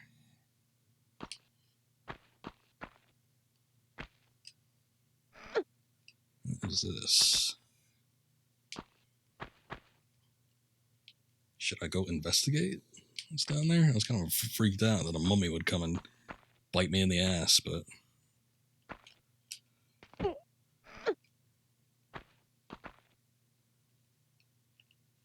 When it comes to me, I like, in particular, especially lately, is mostly what I've been doing, but I like playing long-running series. I said it before, not too long ago, but I do like to see how series develop over time. And I'll start with the very earliest one, or one of the earliest ones, if I've already played it in the past, and just work my way up to the latest release. I don't always hit every single game that's come out, but, oh god, for the most part, I try to get most of the big hitters.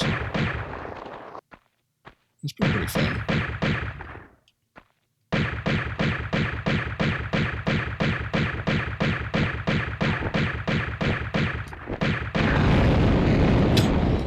Bastard was getting ready to touch down. I don't think so. What are we doing here? Do I need to get on the head of this thing? Let's see.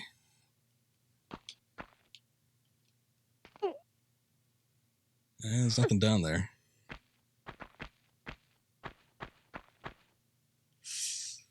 Okay, hold up.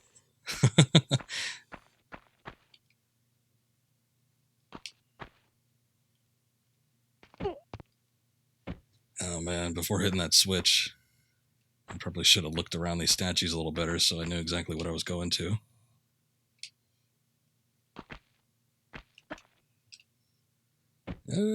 Okay.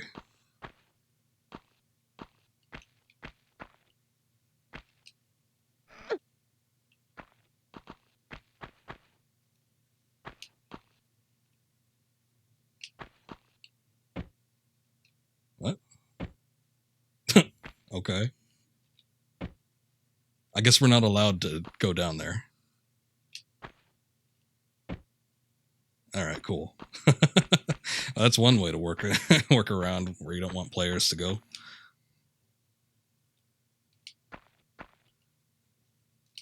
Oh boy, I could drop onto the arm. I'm gonna just go down here. Seems like it's a little lower to the ground.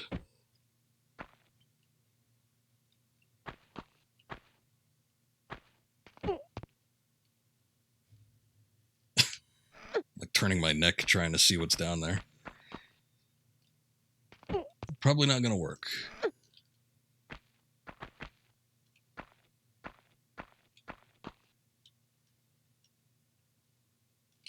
I think I gotta hop on that. That seems like the only place I could actually go without killing myself.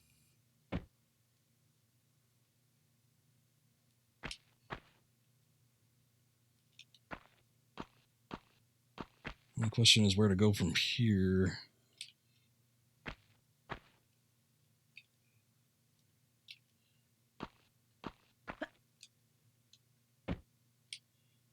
Oh, wow. Right at the edge. Oh, look at that. There's a switch, I think. What about over here? Nope.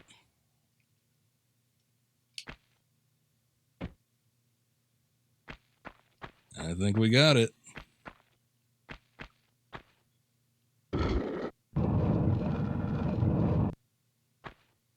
Okay.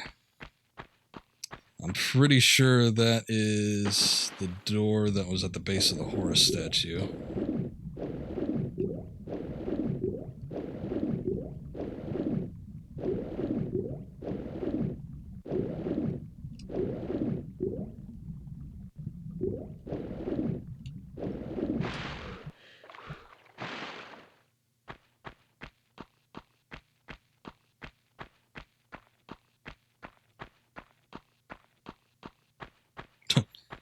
We're just working our way up to the top.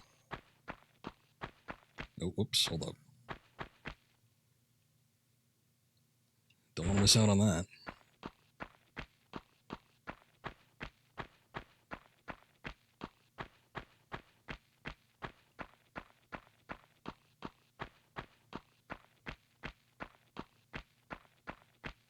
Oh god, it's like the Final Fantasy VII staircase.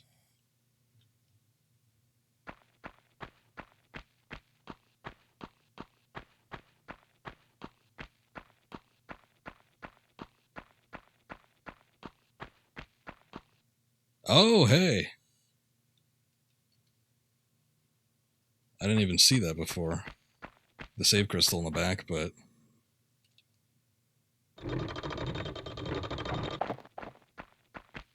Oh, Jesus!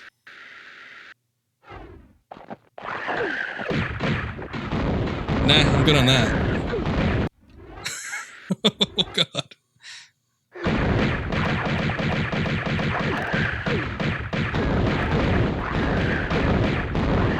Oh, God, no, man. At least the save crystal was right, I mean, like, right there. So that's fine. I think the combination of the bombs, the bomb projectiles, and the... just the mummy thing on me, that tore my health apart.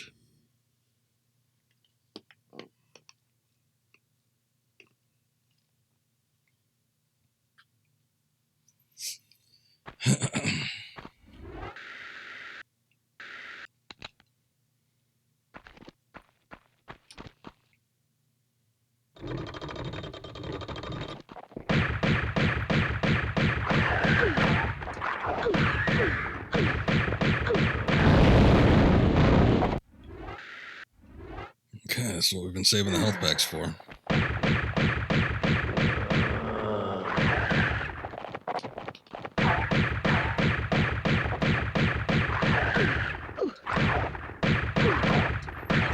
Nope.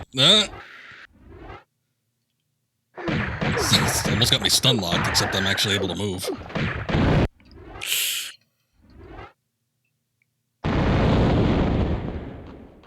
God, this is bad.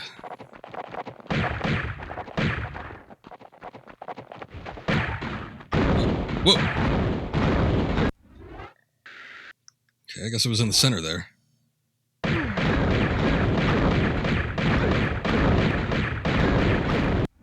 I don't think this works as well when we have an inclined platform like this.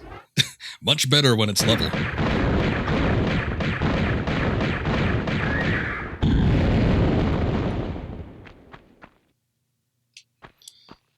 That was bad.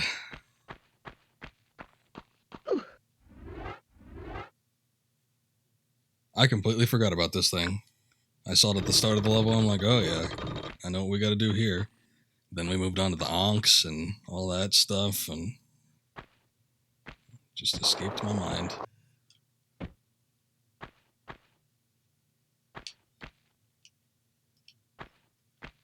What is this?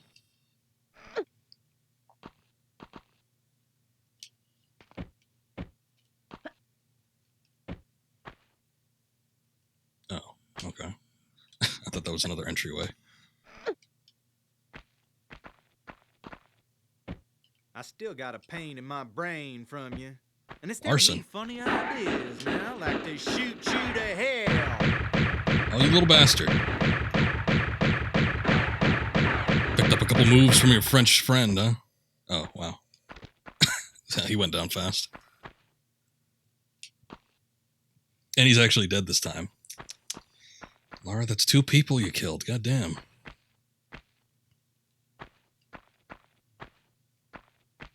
I guess he didn't drop anything. All right.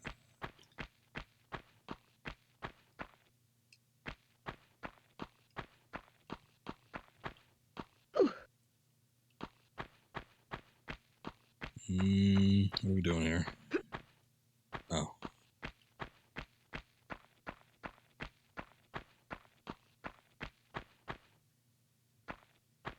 Oh, wow. I mean, I guess we did fight a human quote-unquote boss, so that usually marks the end here, but that's the third piece of the Scion. Worst part is all the animal cruelty. Well, the fiercer beasts, I guess I don't feel as bad about. I always felt bad about shooting the dogs, though. Especially when it came to, like, Tomb Raider Chronicles, or Tomb Raider 2, Tomb Raider Chronicles, when they had, like, the Dobermans out. I'm like, oh. I remember that was the first time I was playing that with a friend. It would come over.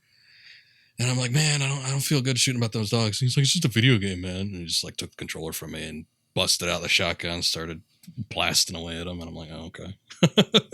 I guess that's just me then.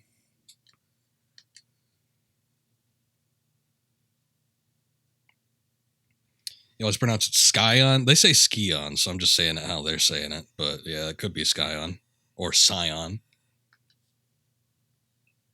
But Natla, Larson, Lara, I think they all say Scion.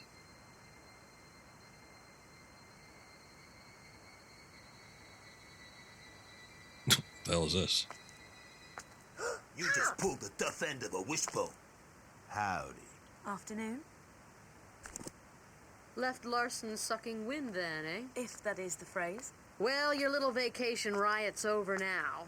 Time to give back what you've hijacked off me. Let's try the lunchbox. Highest quality models.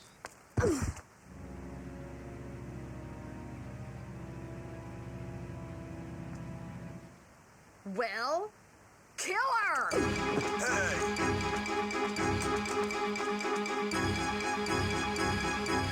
You morons!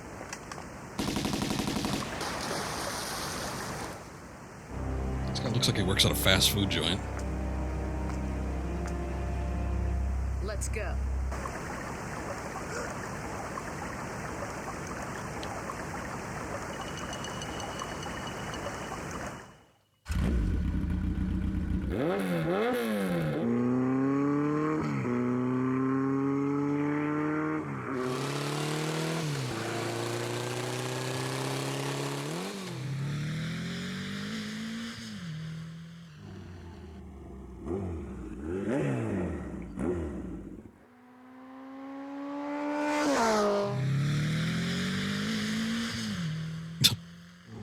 Suddenly we become Excite Bike.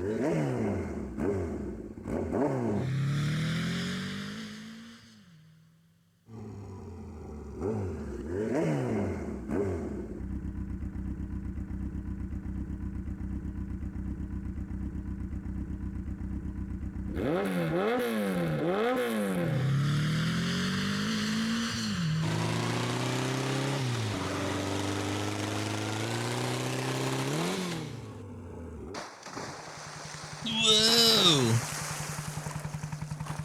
What the heck was that? What? That away. Probably just a fish. That'd be some fish, kid. Man, you have got to learn to chill. I'm going back inside. You coming? God damn. Wet t-shirt and jiggle. Steady. Here she goes. We ready yet?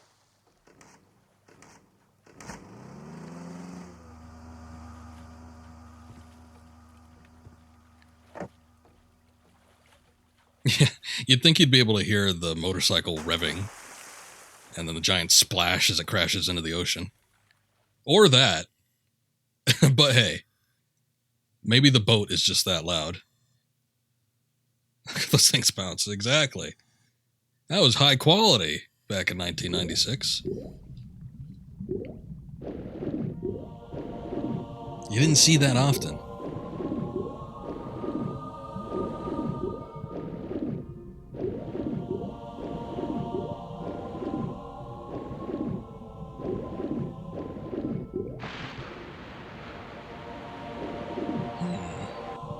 Oh, you know what? I remember this from like the underwater cave-ish type area. I remember that from Anniversary.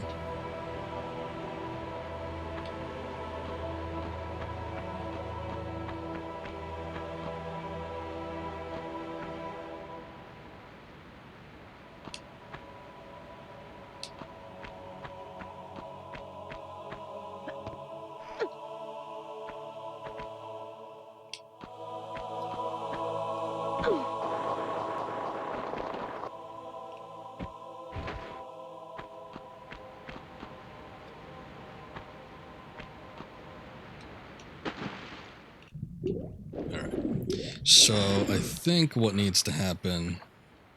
Yeah, I can't grab onto that. I think what needs to happen is we need to unhook that boat, untether it from its little post there, and then we could jump onto some of these other platforms.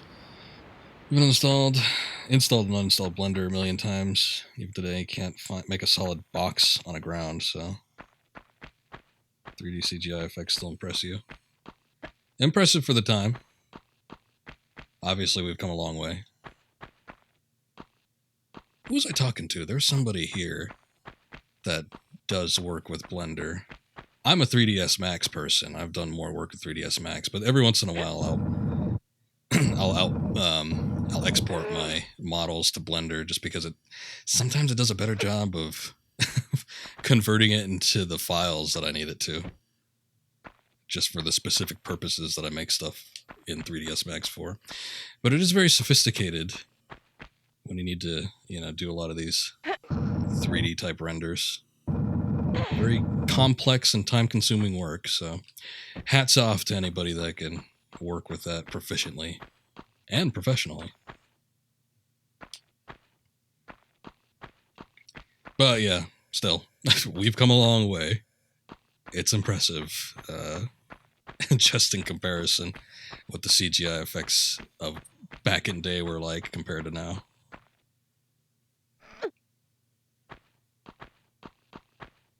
Probably costs millions of bucks a month. Depends on the team and how they're working. Some people do passion projects or indie projects that don't nearly cost that much. And even if they were purported to be spending that much on a AAA studio, you kind of wonder if that's all going to the visual design elements.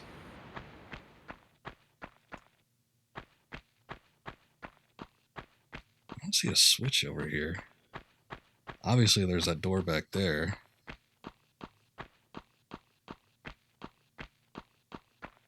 Let's see if we can move it. We can't move that.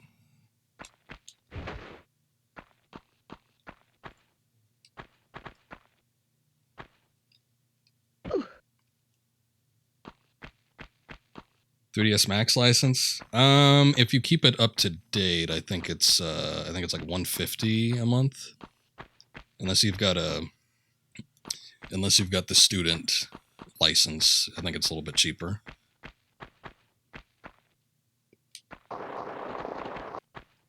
But I mean, if you just stick with the one version, and not go for the updates, you can stick with it for a little while. And it's not going to cause you too many problems. Though they are constantly updating it, obviously.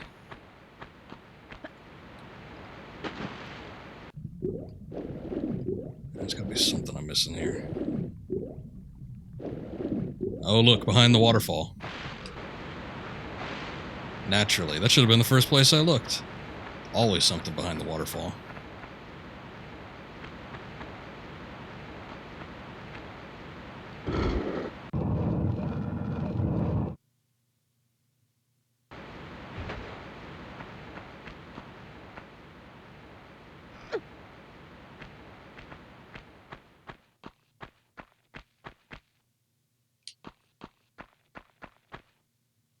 Is that? Oh, okay.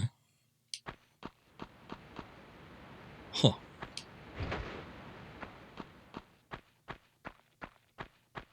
So, I guess... Boy, that would suck. We hit this switch to open up that door, and I probably gotta go hit that switch to open up this door up here. Extreme backtracking.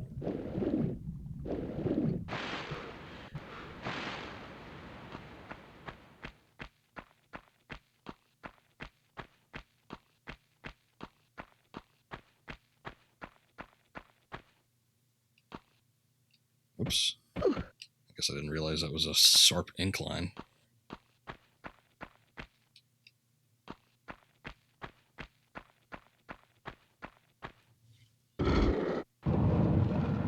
Yep. Well, there you have it.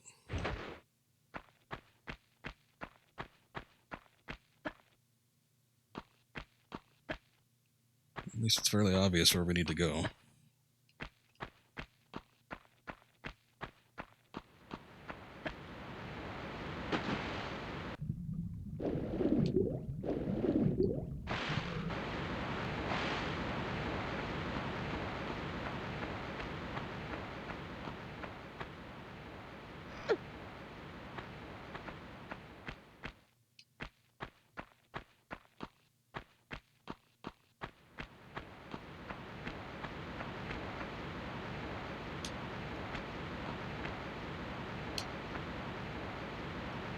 I wonder if I could jump down there. That doesn't seem like a good idea, though. It's a little too steep.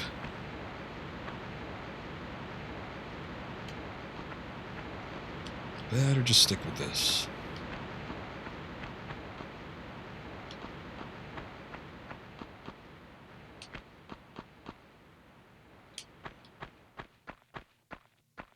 Oh, she still doesn't have her guns.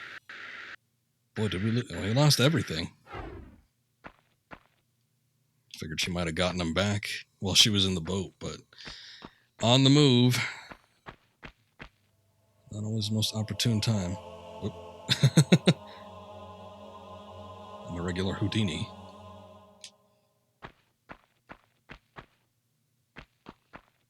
Now, if I grab this, it's not going to fall, is it?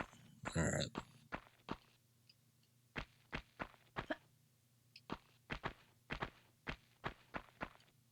Okay.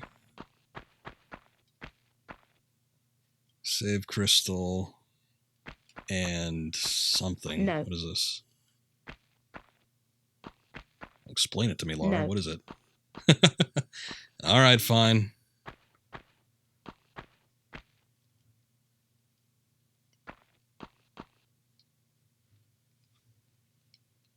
Well, we did 2 switch pulls, so might as well save.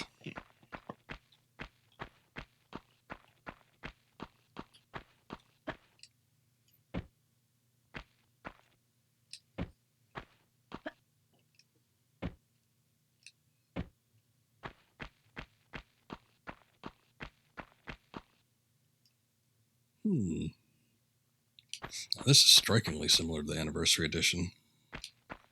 I guess this is a mining tunnel of some sort.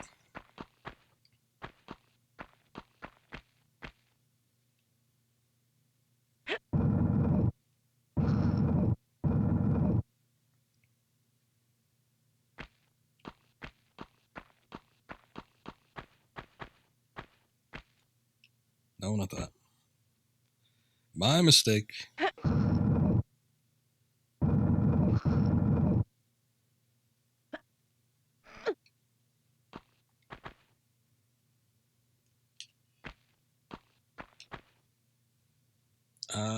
Okay, I think that's cracked up there, so I probably need to get up on that roof. Let's take a quick look before I jump into anything unwieldy, though.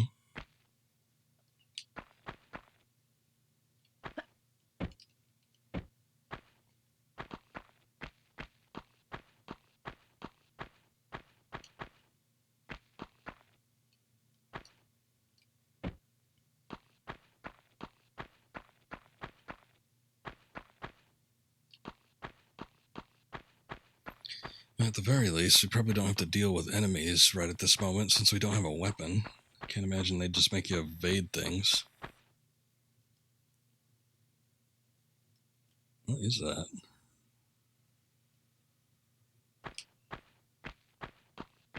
Looks like cooled magma.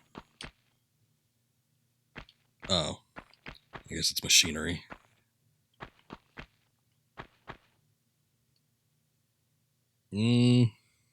Trying to see what that is.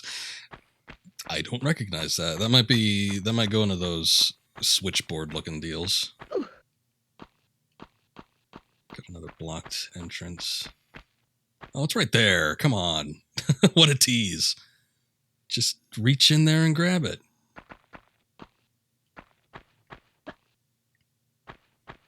All right. Looks like the roof is probably our best bet right now. Everything else got a fragile wooden door blocking the way.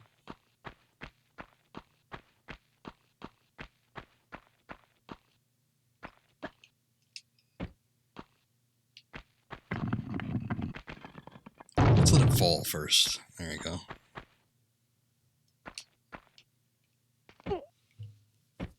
Just in case.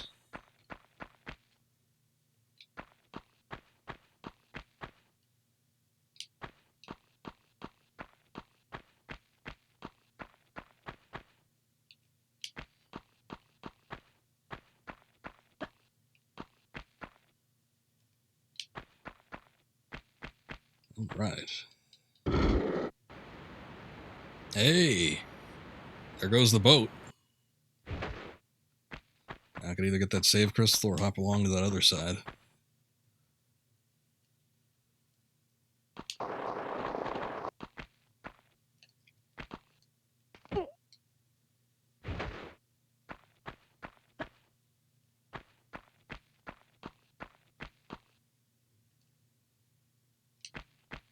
Okay, I'm just... Oh, I see. All right, there's a hole over there. Those switchboards probably control the house? I don't know what that is. The temp office building. Use that to get to the other side there.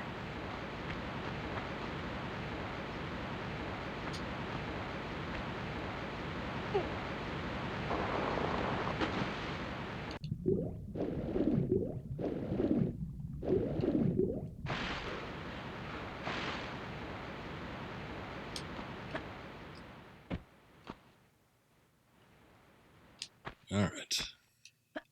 What is this?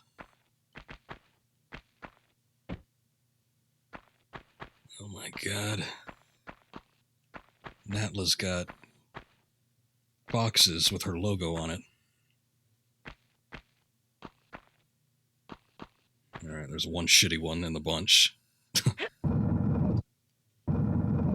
Probably means we gotta do something with it.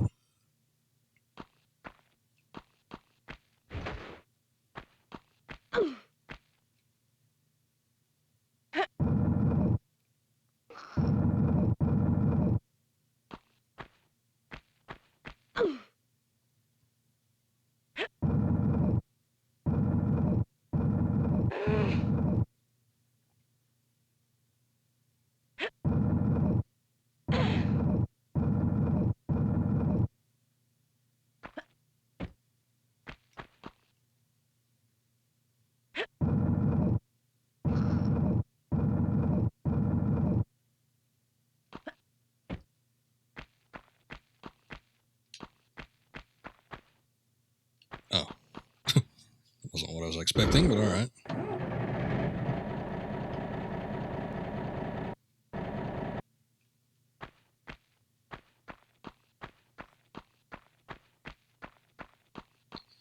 Alright, we saw that in the first room.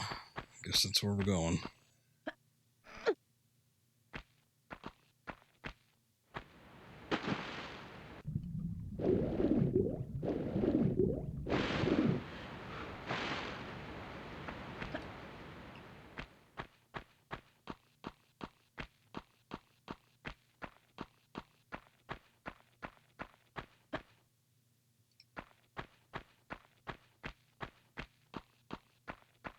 I'm gonna push this one. That seems like an awful long way to drag it out.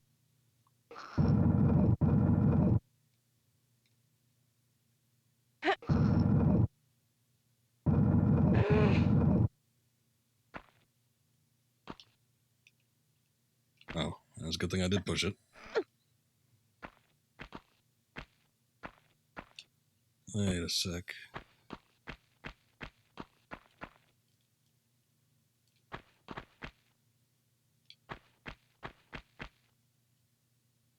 Huh. I still have this over here, though. I'm gonna check this out first. Looked like there was something up top.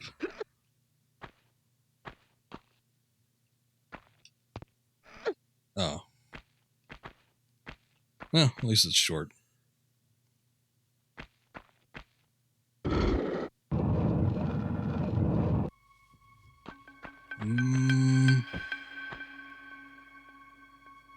Boy.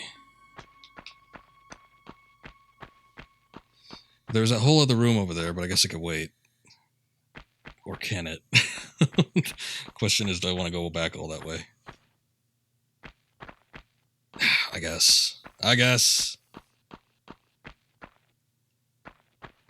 Well, I don't know. I'm gonna go. I'm gonna do it. It looks like... I'm starting to regret it, but I'm already on the move. We saw that there was 2 of the wooden doors back this way. So I would assume it'd be opening up one of those, but there's a big room in the mine shaft area. I guess it could have been something in there. We just didn't look. Oh well. It didn't take that long to get back there. Or through here.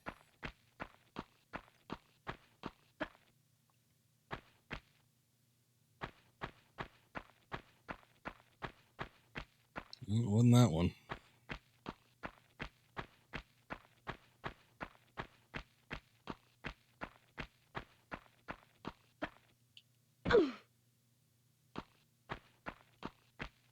Oh, wait, here we go. I see it in the distance. Cool.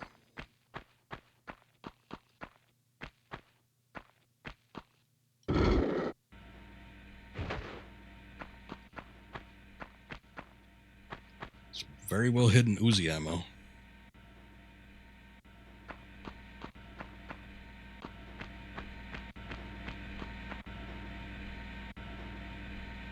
Oh, that's what that is.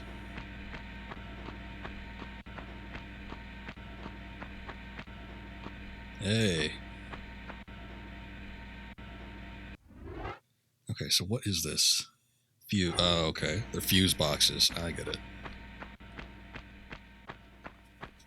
Well, shoot. I should have saved this for last then, because we still got 2 other fuses.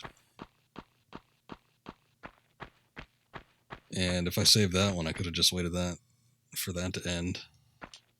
Or to finish up all the other areas and then get that one as part of the last thing that we do. Oh well.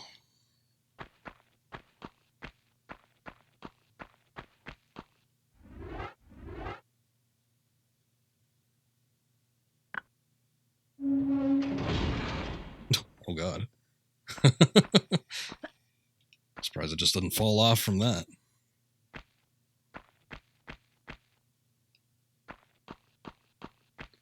Oh, 2 more.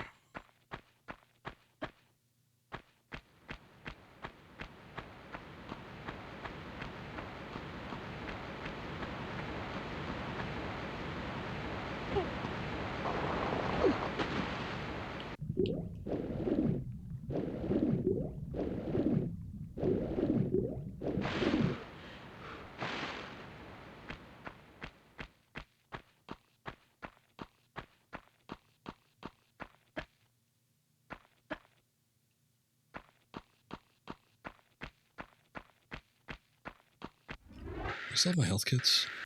Okay. Quite a few of those left. I'm just wondering how much stuff we're actually missing.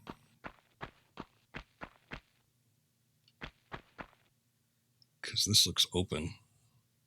Oh, hey.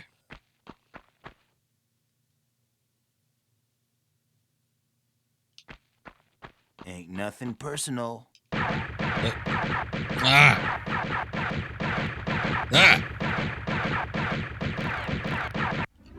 God damn. Ain't nothing personal. Wasn't Larson already a cowboy? We can't have 2 of them.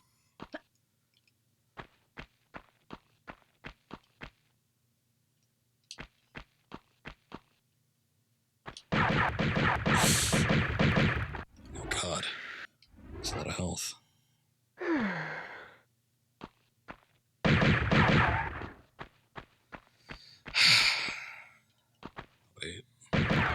Oh god, that's a pit. It's like a pit into death. Fiery magma. Oh no.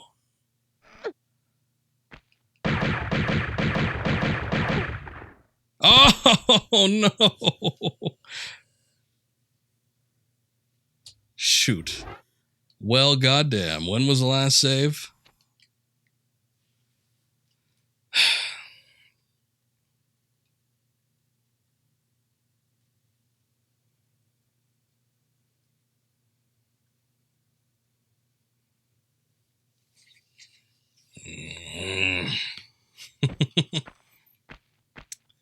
Oh, yeah. All right. We didn't get that first fuse.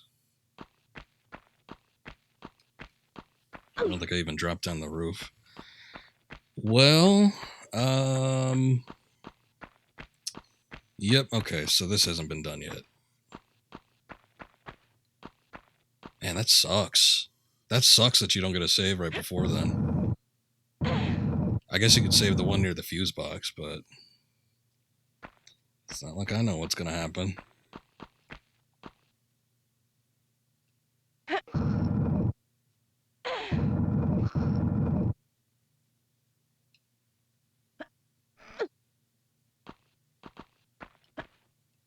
Well, we could cut down on some of the time by not doing...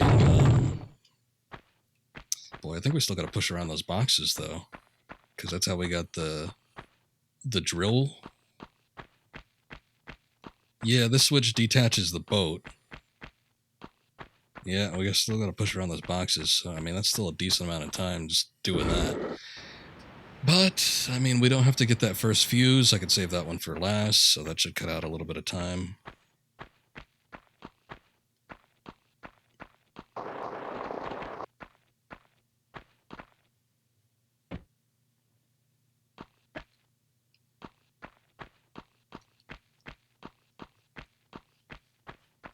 All right, yeah, no. Don't look at that. Stop looking at that.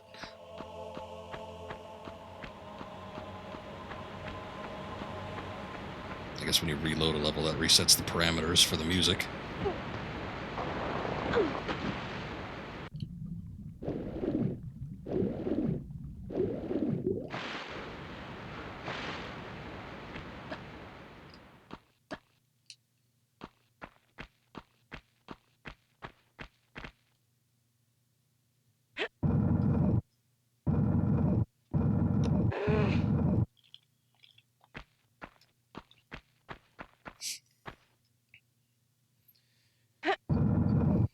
Not a big fan of the arena where Mr. Cowboy hangs out, though. I don't really know. I gotta get a better look at it. The only thing is, you're getting shot up. So that kind of puts you on edge. You know, just a bit.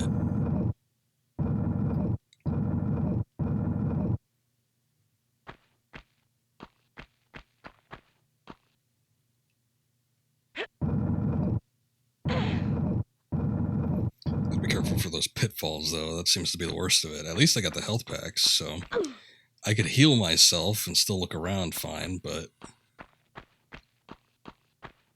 if I'm not careful walking around. I tried my best. I tried climbing up on that ledge, hopping backwards, but then the other ledge was too steep as well. So, ended up, well, I don't know. There might have been something else I could have done.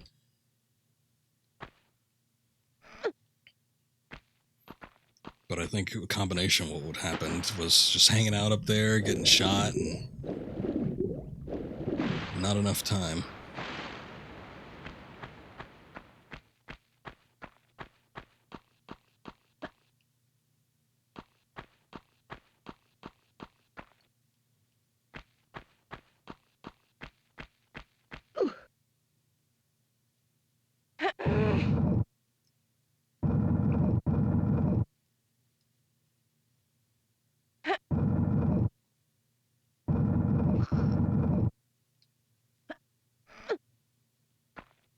Alright, let's do this first before I forget about it.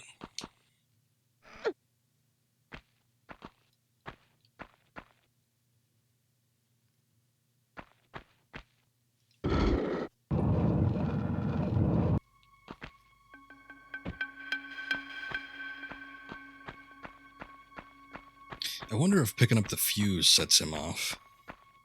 Maybe I could avoid getting that. Ain't nothing personal. Nope. That is not the case.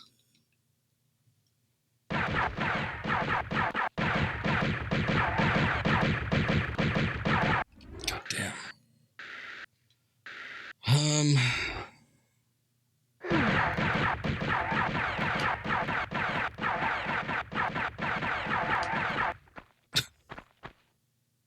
Trying to make me dance, shooting at the feet a lot.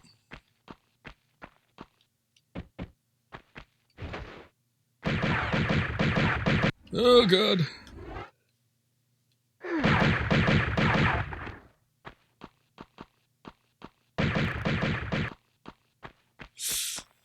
See, the problem with this is there's a lot of steep inclines on there. Ugh. One false step, you just slide right on into one of them magma holes. Whoa, goddamn. God,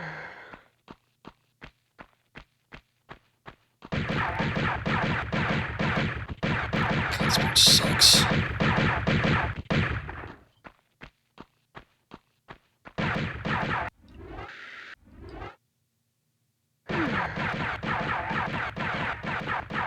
gonna try to go for this. Oh. Well. Oh, no. Hey, we actually burnt up that time. Oh, man. Hey, but you know what? When we slid down that hole, I saw... Boy, I don't even know if that's the spot where you could get it, though.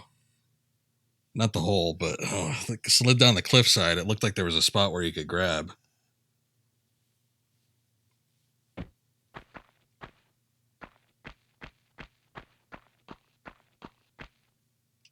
So that might be our ticket out of there. I don't know.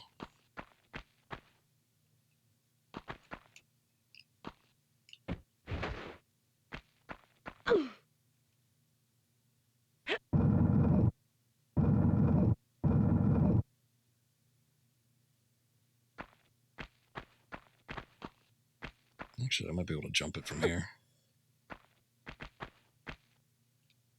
Do a long jump, but I think I can make it.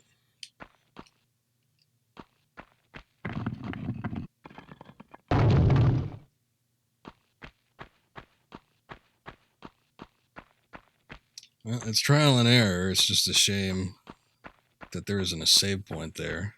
You'd think that, especially given the circumstance, don't have a weapon, you're going into a spot where you're clearly going to take damage. You know, might be nice to have a little save before then, but maybe they were feeling that you had to be challenged at this point. It's been too easy so far.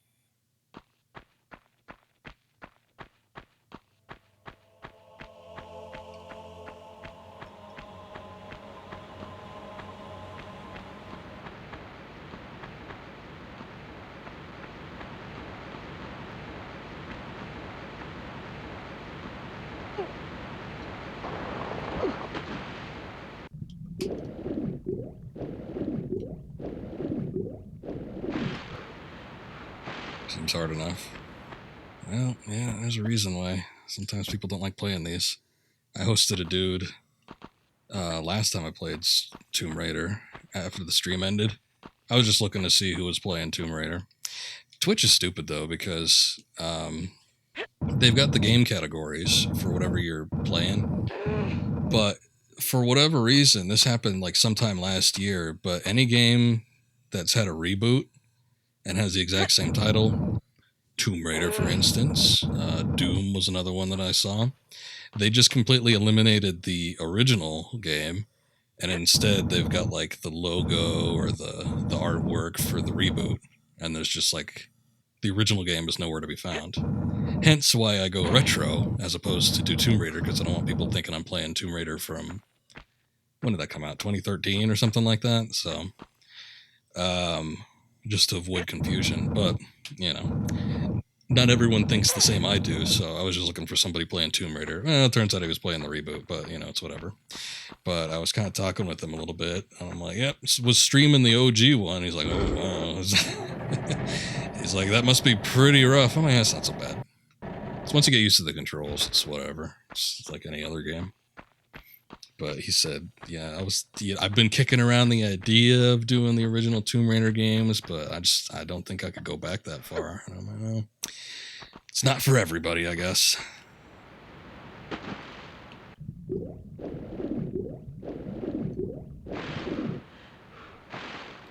But I've seen people attempt to play these. I've had friends attempt to pick these back up, and they're just like, man, I can't get into it.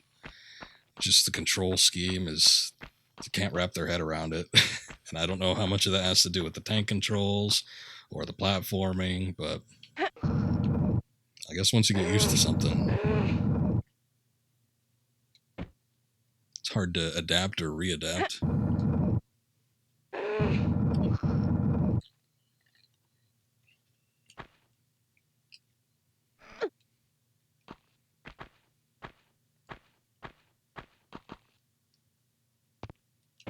Whoops, I didn't think I had it.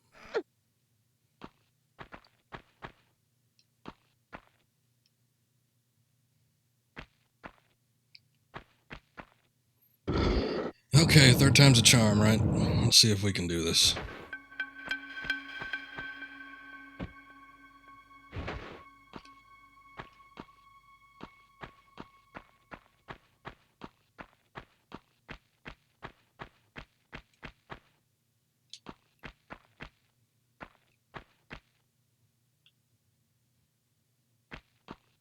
Ain't nothing personal.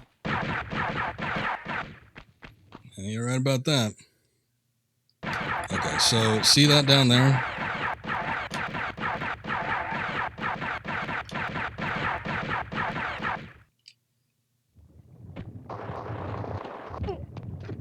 There we go. Oh. That's shitty, but at least we did it. And he's not shooting at us either, even though he could very easily kill me from this spot.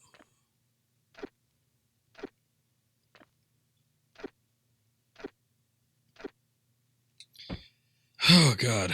Well, let's see. Any save crystals about?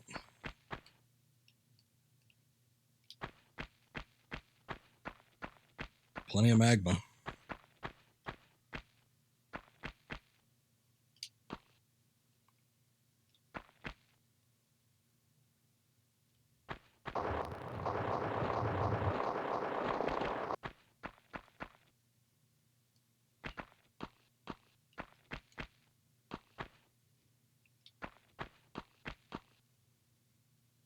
Oh man, really? No save point yet. Oh god. I do remember this from Anniversary, looking at it. I remember a spot where there was just like a bunch of magma and lots of platforming, and I'm sure things were not different in the original.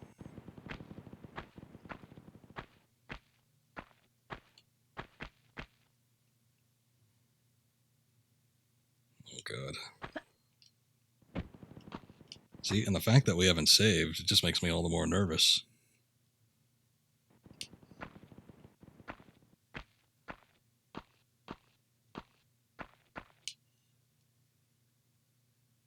I think one of those is a little too steep. Probably don't want to jump on the left one.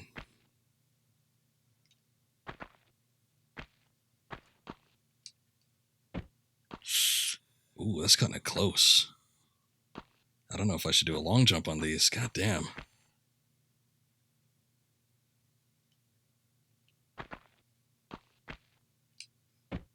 Had to do it on that one.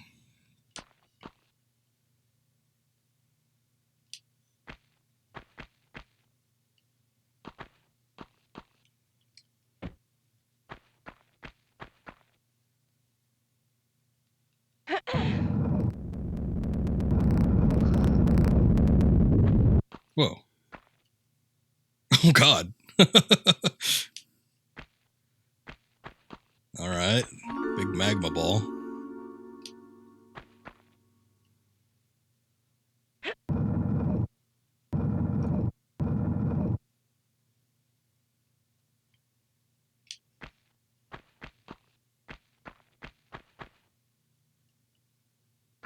Hmm.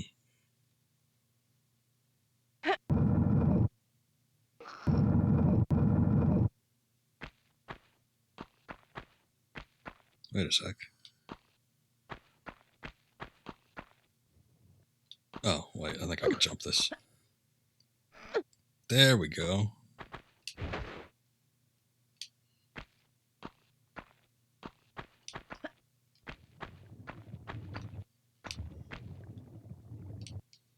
What is that, another boulder?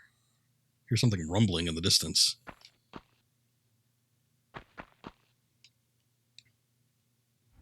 And they've been setting me up with a lot of Uzi ammo. How much do I... Oh, never mind. I guess all the ammunition was taken away, too. But that's weird, though. They give it to you. You get Uzi ammo in the other levels. I know we got some in the Egypt level. So either I missed a spot where you could pick up some guns, or I don't know, it's just a tease.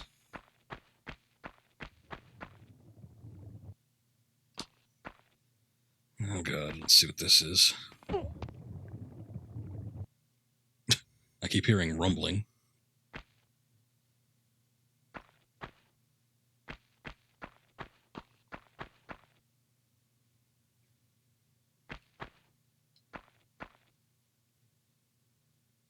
Oh, hey. We got the shotgun. How much ammo I got for that? 16. I think that's what I had before, so maybe we kept that ammo. Maybe I just did keep the Uzi ammunition. I just didn't have a hell of a lot. With something that's like an SMG, you figure that they'd, you know, bulk up on that. Is there nothing? I can't see anything in here, so I'm guessing there's nothing in there.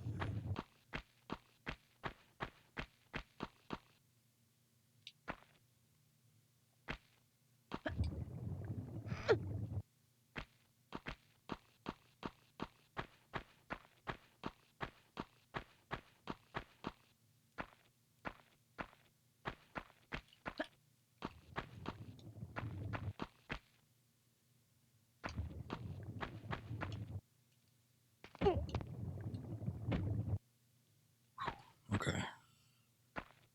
That big rock makes me a little nervous too. I don't want to like accidentally touch it and catch on fire.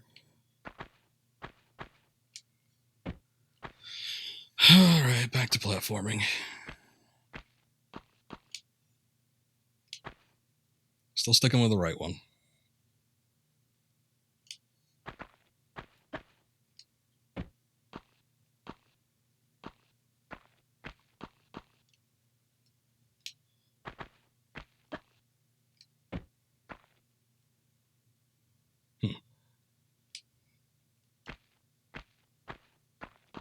That, I mean, they both look steep.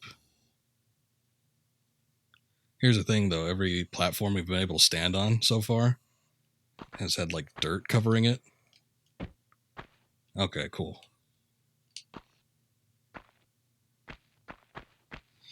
Ugh.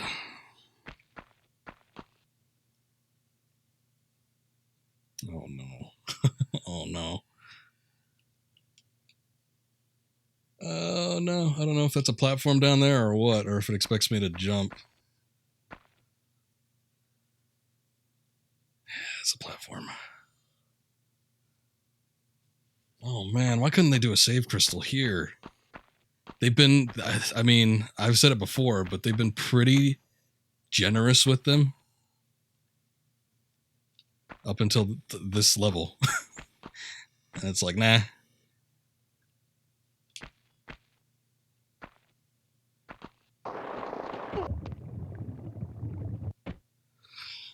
Okay, so we're down here. What do we want to do?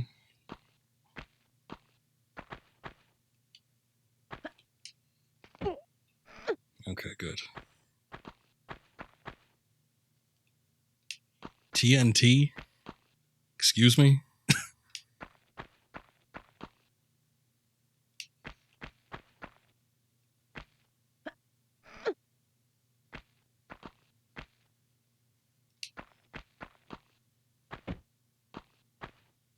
I don't even know if I should move these. Will they explode if I...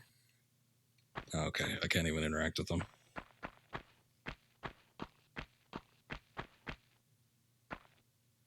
Oh, look at that. There's a real shitty looking one. Seems like the boxes that are a little worn. Yeah, you can move. I don't want to like jump on it. Moving it seems to be okay. What's down there? Nothing?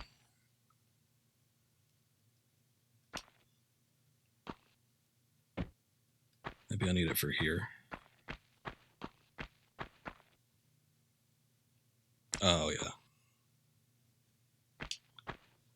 Alright. Let's see what we can do. That's a long way to move a box, though. I don't think we've had to move a box this far.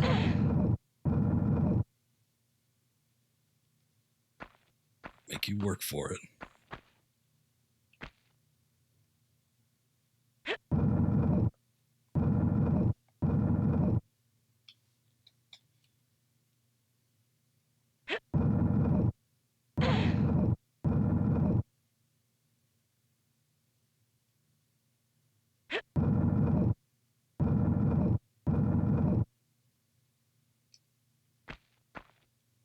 How far we got?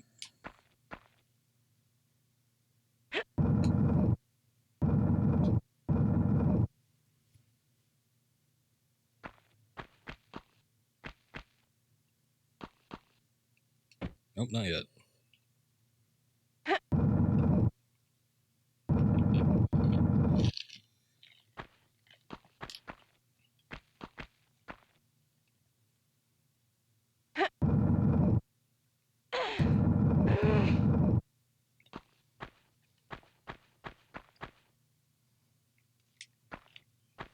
One more.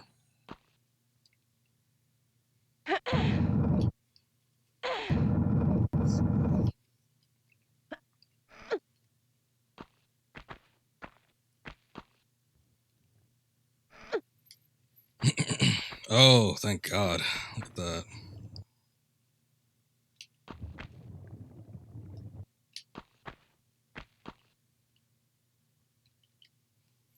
Never a more beautiful sight.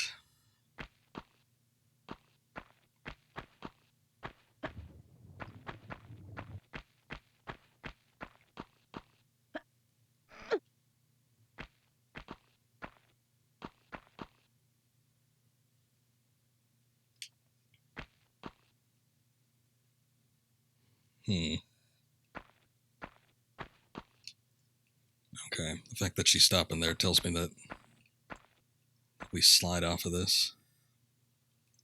I think I could.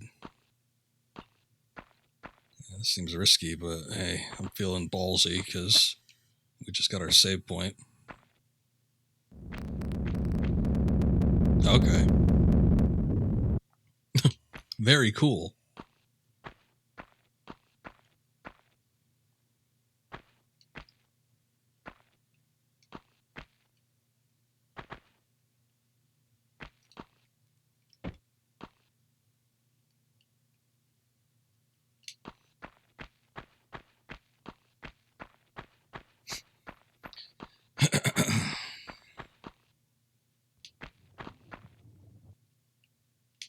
Okay.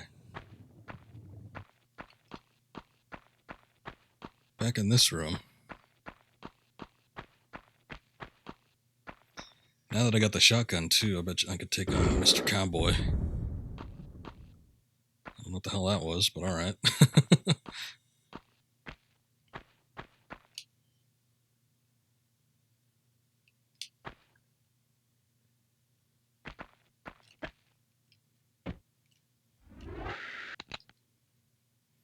Still gotta be careful here because of all the pitfalls, but...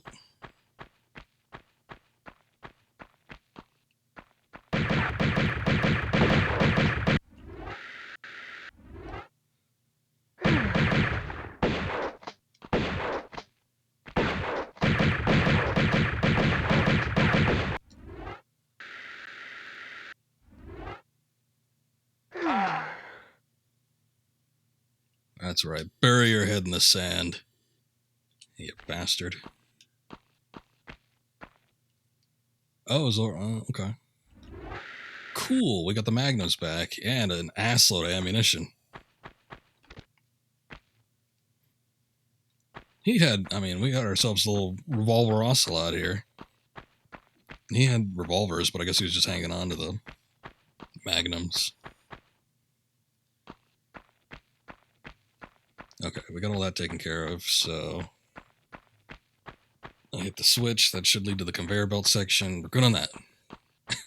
I hit another switch, and there was a massive thud. I don't know what that was.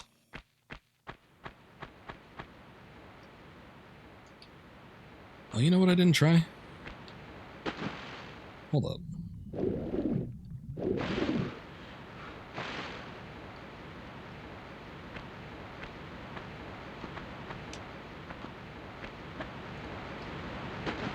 Oh man, just out of reach. Okay. So something must still need to be done with the boat, or I don't know. There's some other solution to get up onto that platform there with the save crystal, but whatever. Don't worry about it too much. Okay, so we got that fuse. So that other switch, that must have done something up here. That's the only thing I could think of.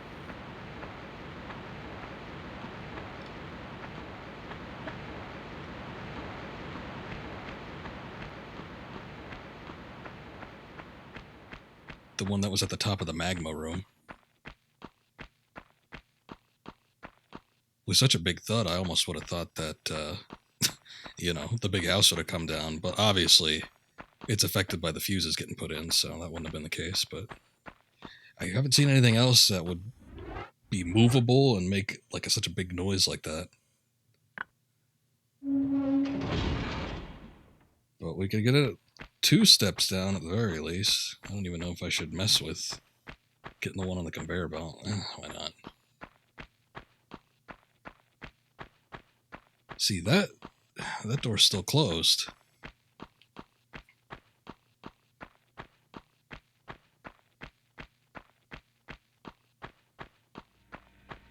I wonder what it was then.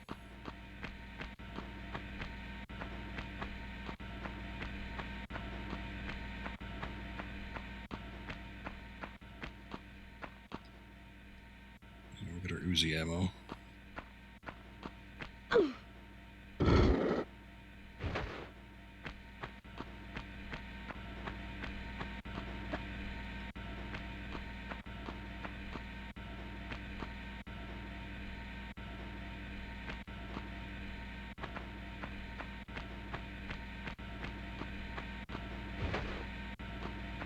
Alright.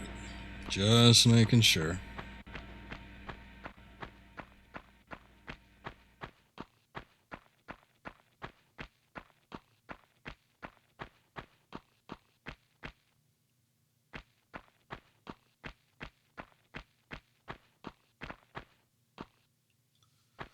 Huh. There's got to be a switch somewhere that activates that door up. Okay. What? Wait a sec. What is going on here? I don't... Is that supposed to happen? That doesn't seem right.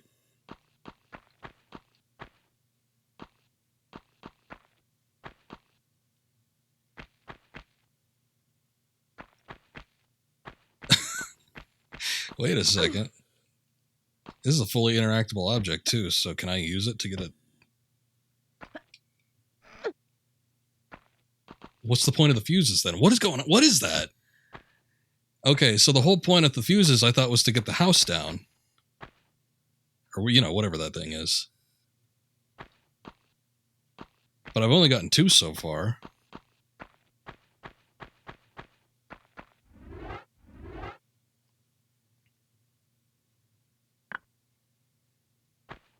I shouldn't have messed with it. Is it still there? No, it's still there. Wait a second. Okay. No cutscene or anything. Well, animation that showed the house being lowered with the second fuse. So what's the point of the fuses? What does that even do? And why is this house here?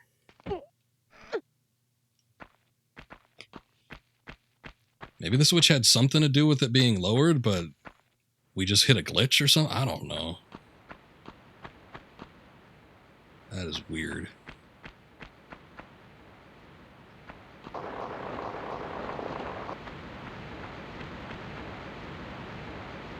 Oh, okay. That's where this goes. It just gets you to the save crystal. Do I want to save? I mean...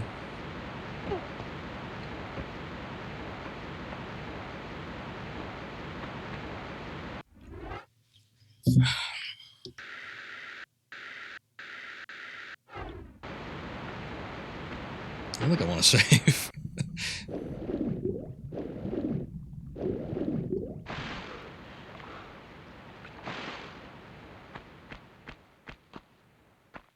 What confuses me, though, is... Okay, let's say that big switch at the end of the magma cavern, that lowered the house completely. But then what did the fuse boxes do? I just don't understand. We hit that already. Maybe I was just supposed to get the magnums and that's it?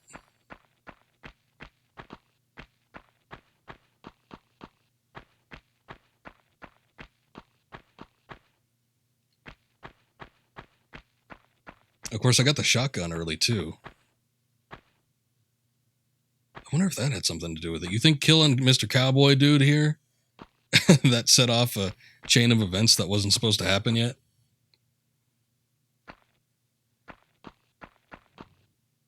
Oh boy, this is confusing.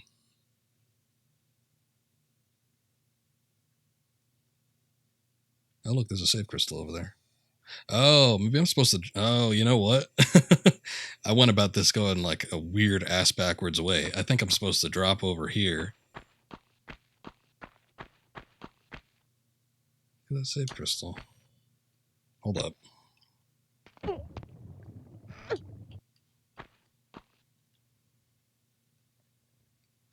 I just want to make sure I get it right. I don't want to accidentally drop off into the lava.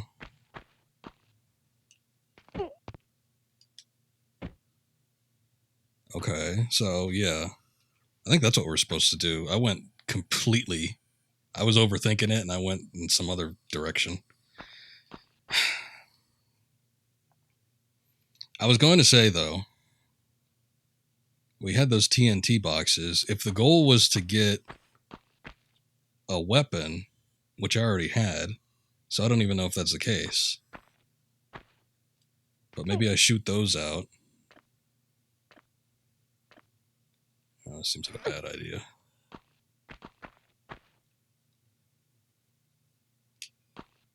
I don't know. Last time I tried to drop to a ledge and cling onto it, it didn't work out so great. God damn it. Maybe I shouldn't have saved there.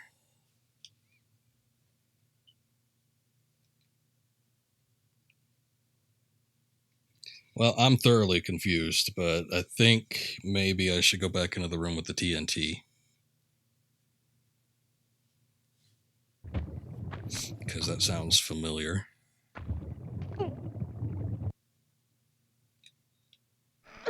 Okay. That's how you do it.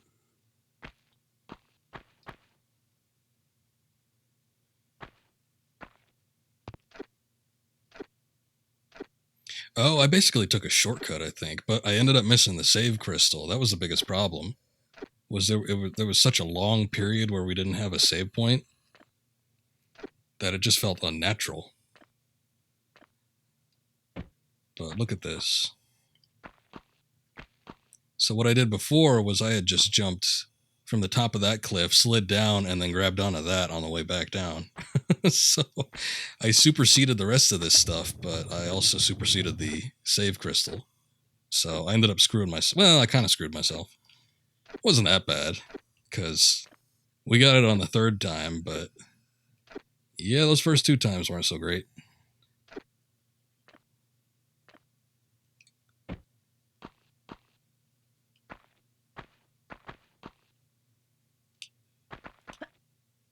Ooh, not what I... Oh, shoot. Not what I meant to do. Press the jump button too soon.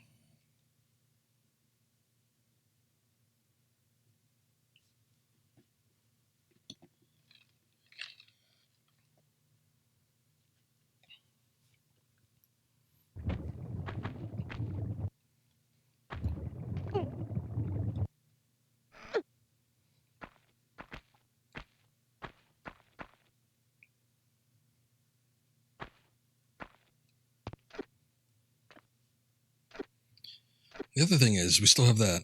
There was the area that had the broken down buildings. And there was the one wooden door in the back, but we never found anything to open that up. So it's like, what was that all about? I never saw the switch for it. And there's got to be something down there.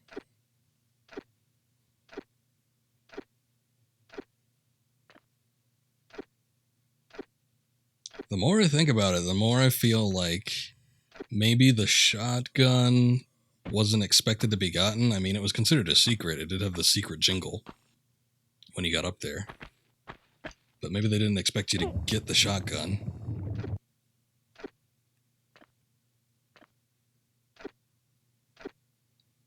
And then you kill the dude. Oh, God. You kill the dude early, and then that just disrupts the chain of events. That sets off some sequences that weren't supposed to happen, and then we get this, where ghost buildings are popping up, and we have doors that are yet to be unlocked.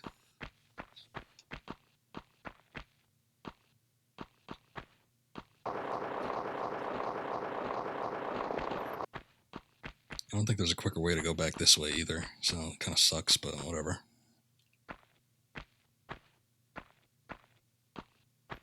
It wasn't too bad, it's just, you gotta remember to do long jumps for all of them, except for this one.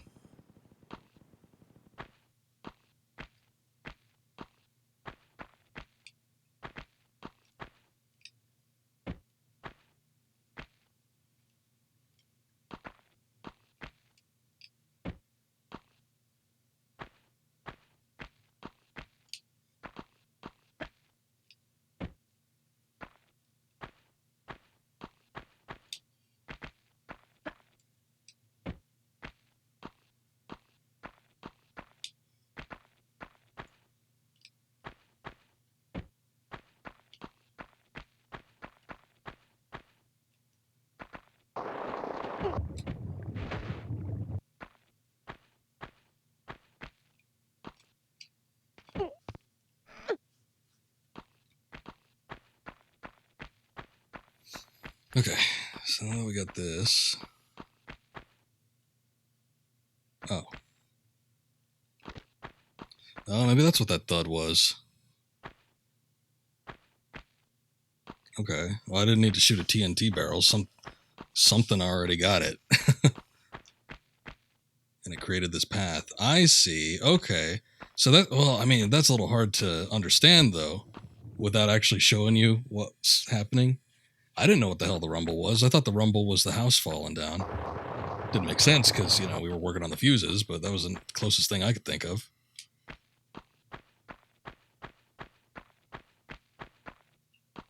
What the hell is this?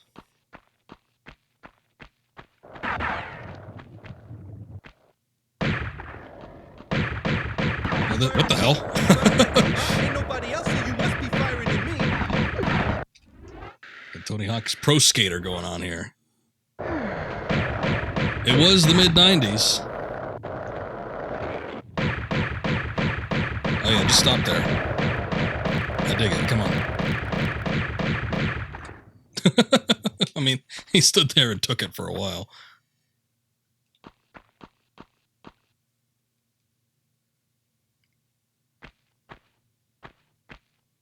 Rest in peace. I'll make sure your board is buried with you. He's not wearing his weird, like, Wendy's cashier uniform that he was wearing in the cutscene. I don't even know who any of these people are. They only had introductions in the very last cutscene we had, and I don't even think they said their names. There's Big Black Guy in the trench coat, there's Mr. Cowboy, and then there's Radical Man.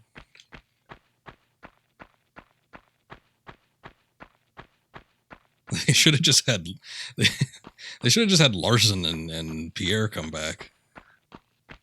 But oh well. Natla likes her colorful characters, I guess.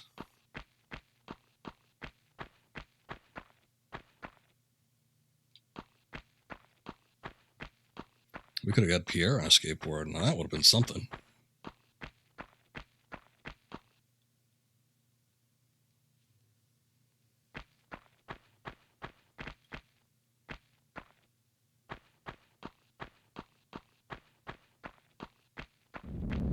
Okay. Whoa, whoa!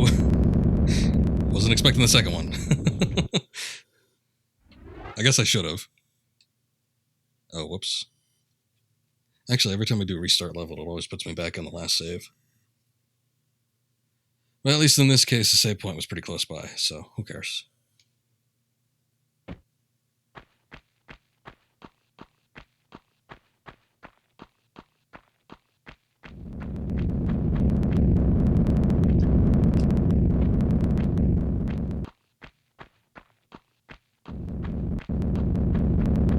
Okay.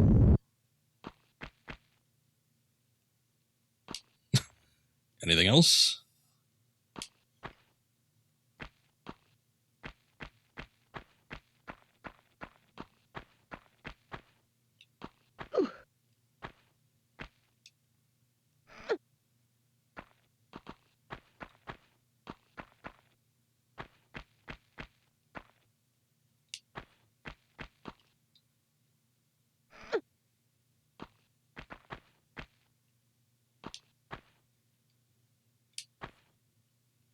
I'm surprised after all this time we still haven't gotten the regular pistols back. We've gotten the magnums, we've got the shotgun, which I guess are better, but, you know, they're limited ammunition, so...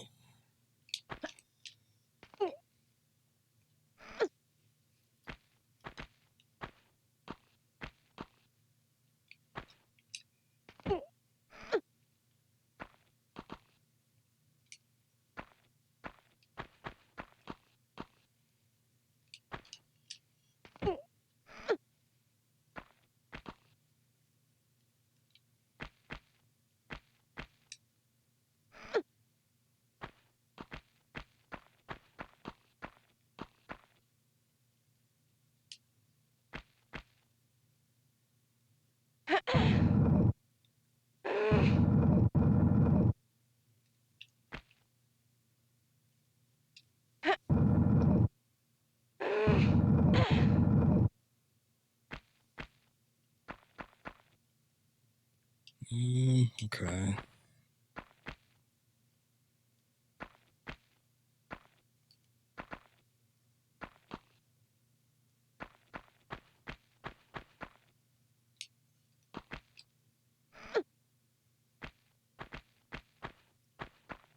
It's tight spaces.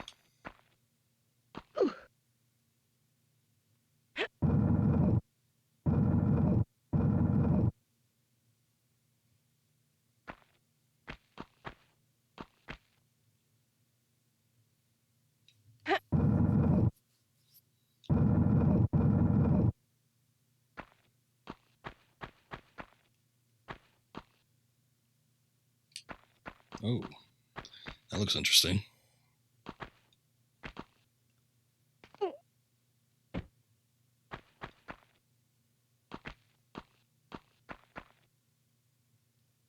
Wait a sec. I ain't working with a heck of a lot of room here.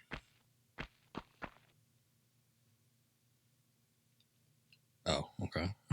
I can't push it anyway.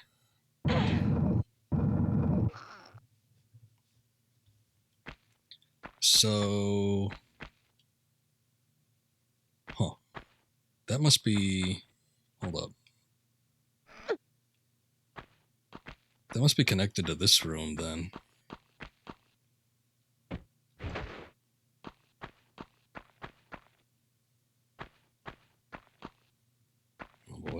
push this out. Maybe I can pull it. Well, I wouldn't be able to do that either.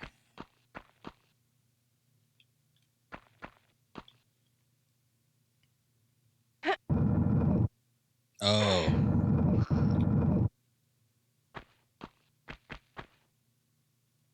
Okay. Now we're getting somewhere. Yeah, why not?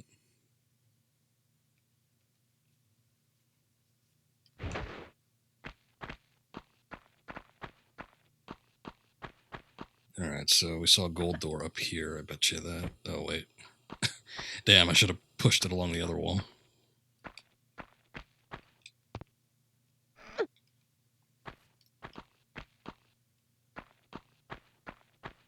Is that what opened up? Yeah, I think so. Yes.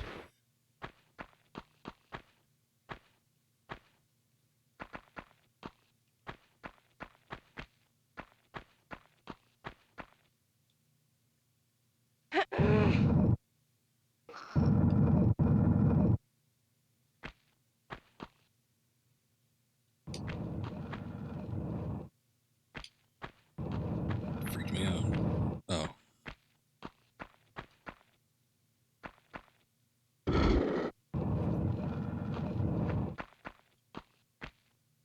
What?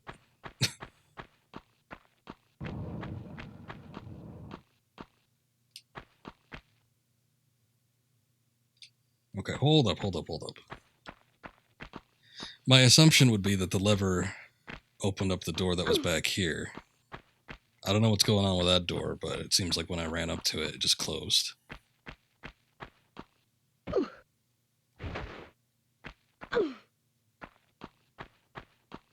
Ah, see? Okay. Say cheese.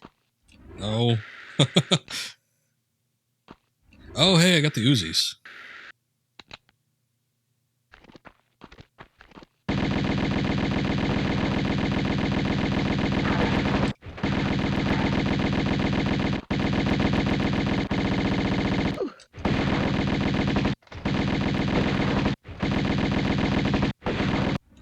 This ain't working. he's on me pretty good. What'd you call me? Oh, look, he dropped another shotgun. Well, I assumed he'd give me the pistols. I mean, he had a shotgun, so it makes sense, but I already got a shotgun. So, okay. Thanks anyway.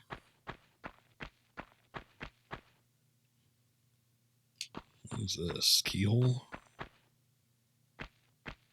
Sort of? No. Alright, fine.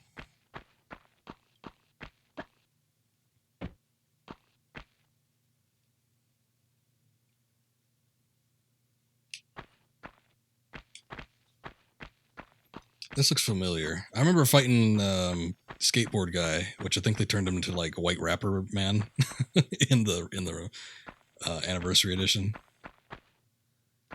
But I seem to remember fighting two guys at once in front of a pyramid-looking thing.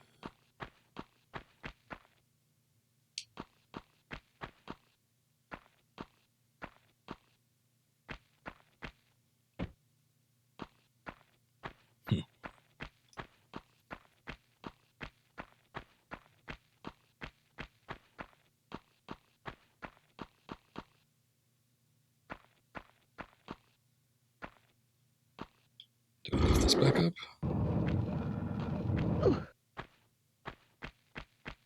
Nope. I just closed that door.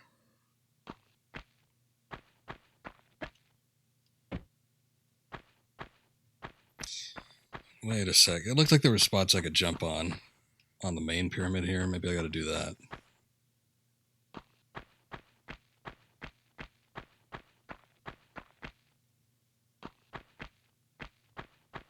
If I could even get a foothold anywhere. There you go.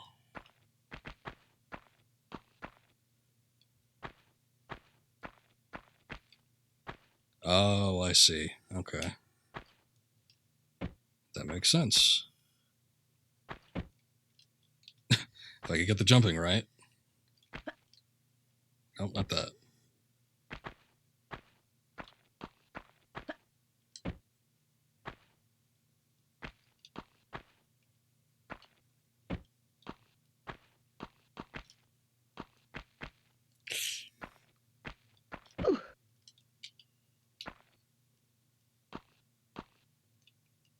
Let's be a little bit more. No, come on. Try to be precise about this, but there you go.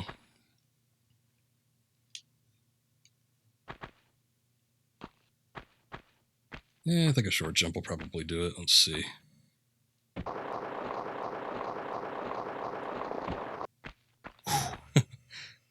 Right at the end there. Ah.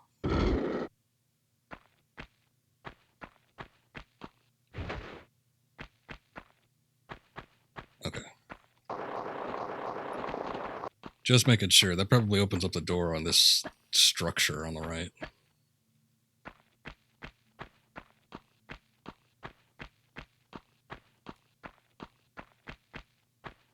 Oh, good. I'm like, oh, a health pack. Yay.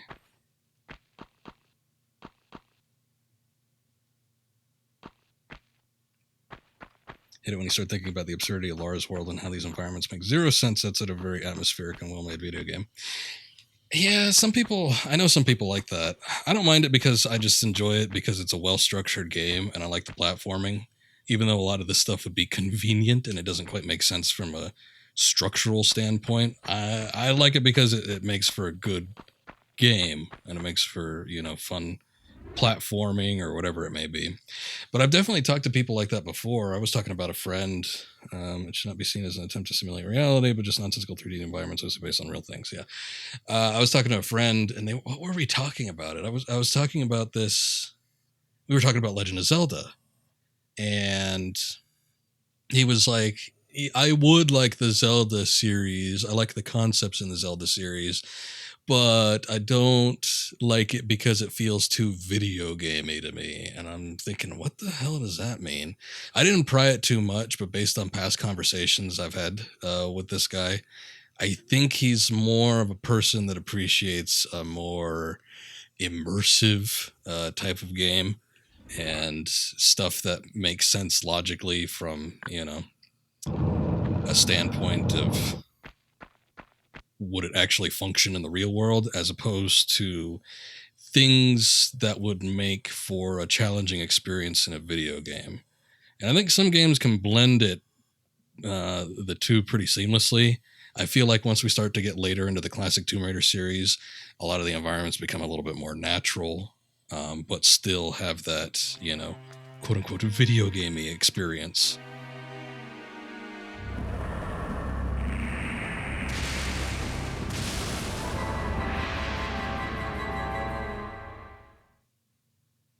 Okay. What was that? Oh, there's a pyramid under there this whole time.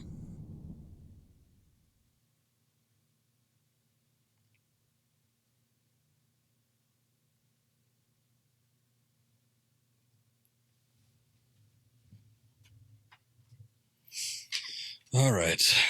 Set up on the new level. We're still getting into this one. I think there's quite a ways to go. Oh my god. Looking at it through OBS and on the stream, it's so much brighter than on my end. I have to adjust my personal TV settings.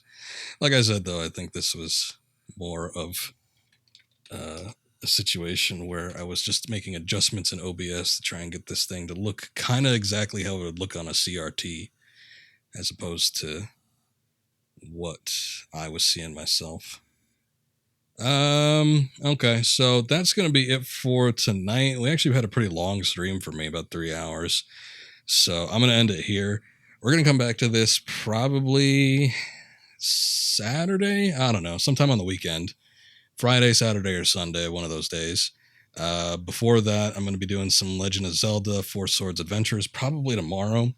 And then likely I'll be getting back into Indiana Jones and the Infernal Machine on Friday. So yeah, Saturday or Sunday we'll be back with Tomb Raider. Might even finish it off. I feel like we're getting pretty dang close to the end here. So pretty exciting stuff. Let's take a look here. I might go toss somebody a raid who's streaming Tomb Raider. It's got not too many views. All right, we got somebody here.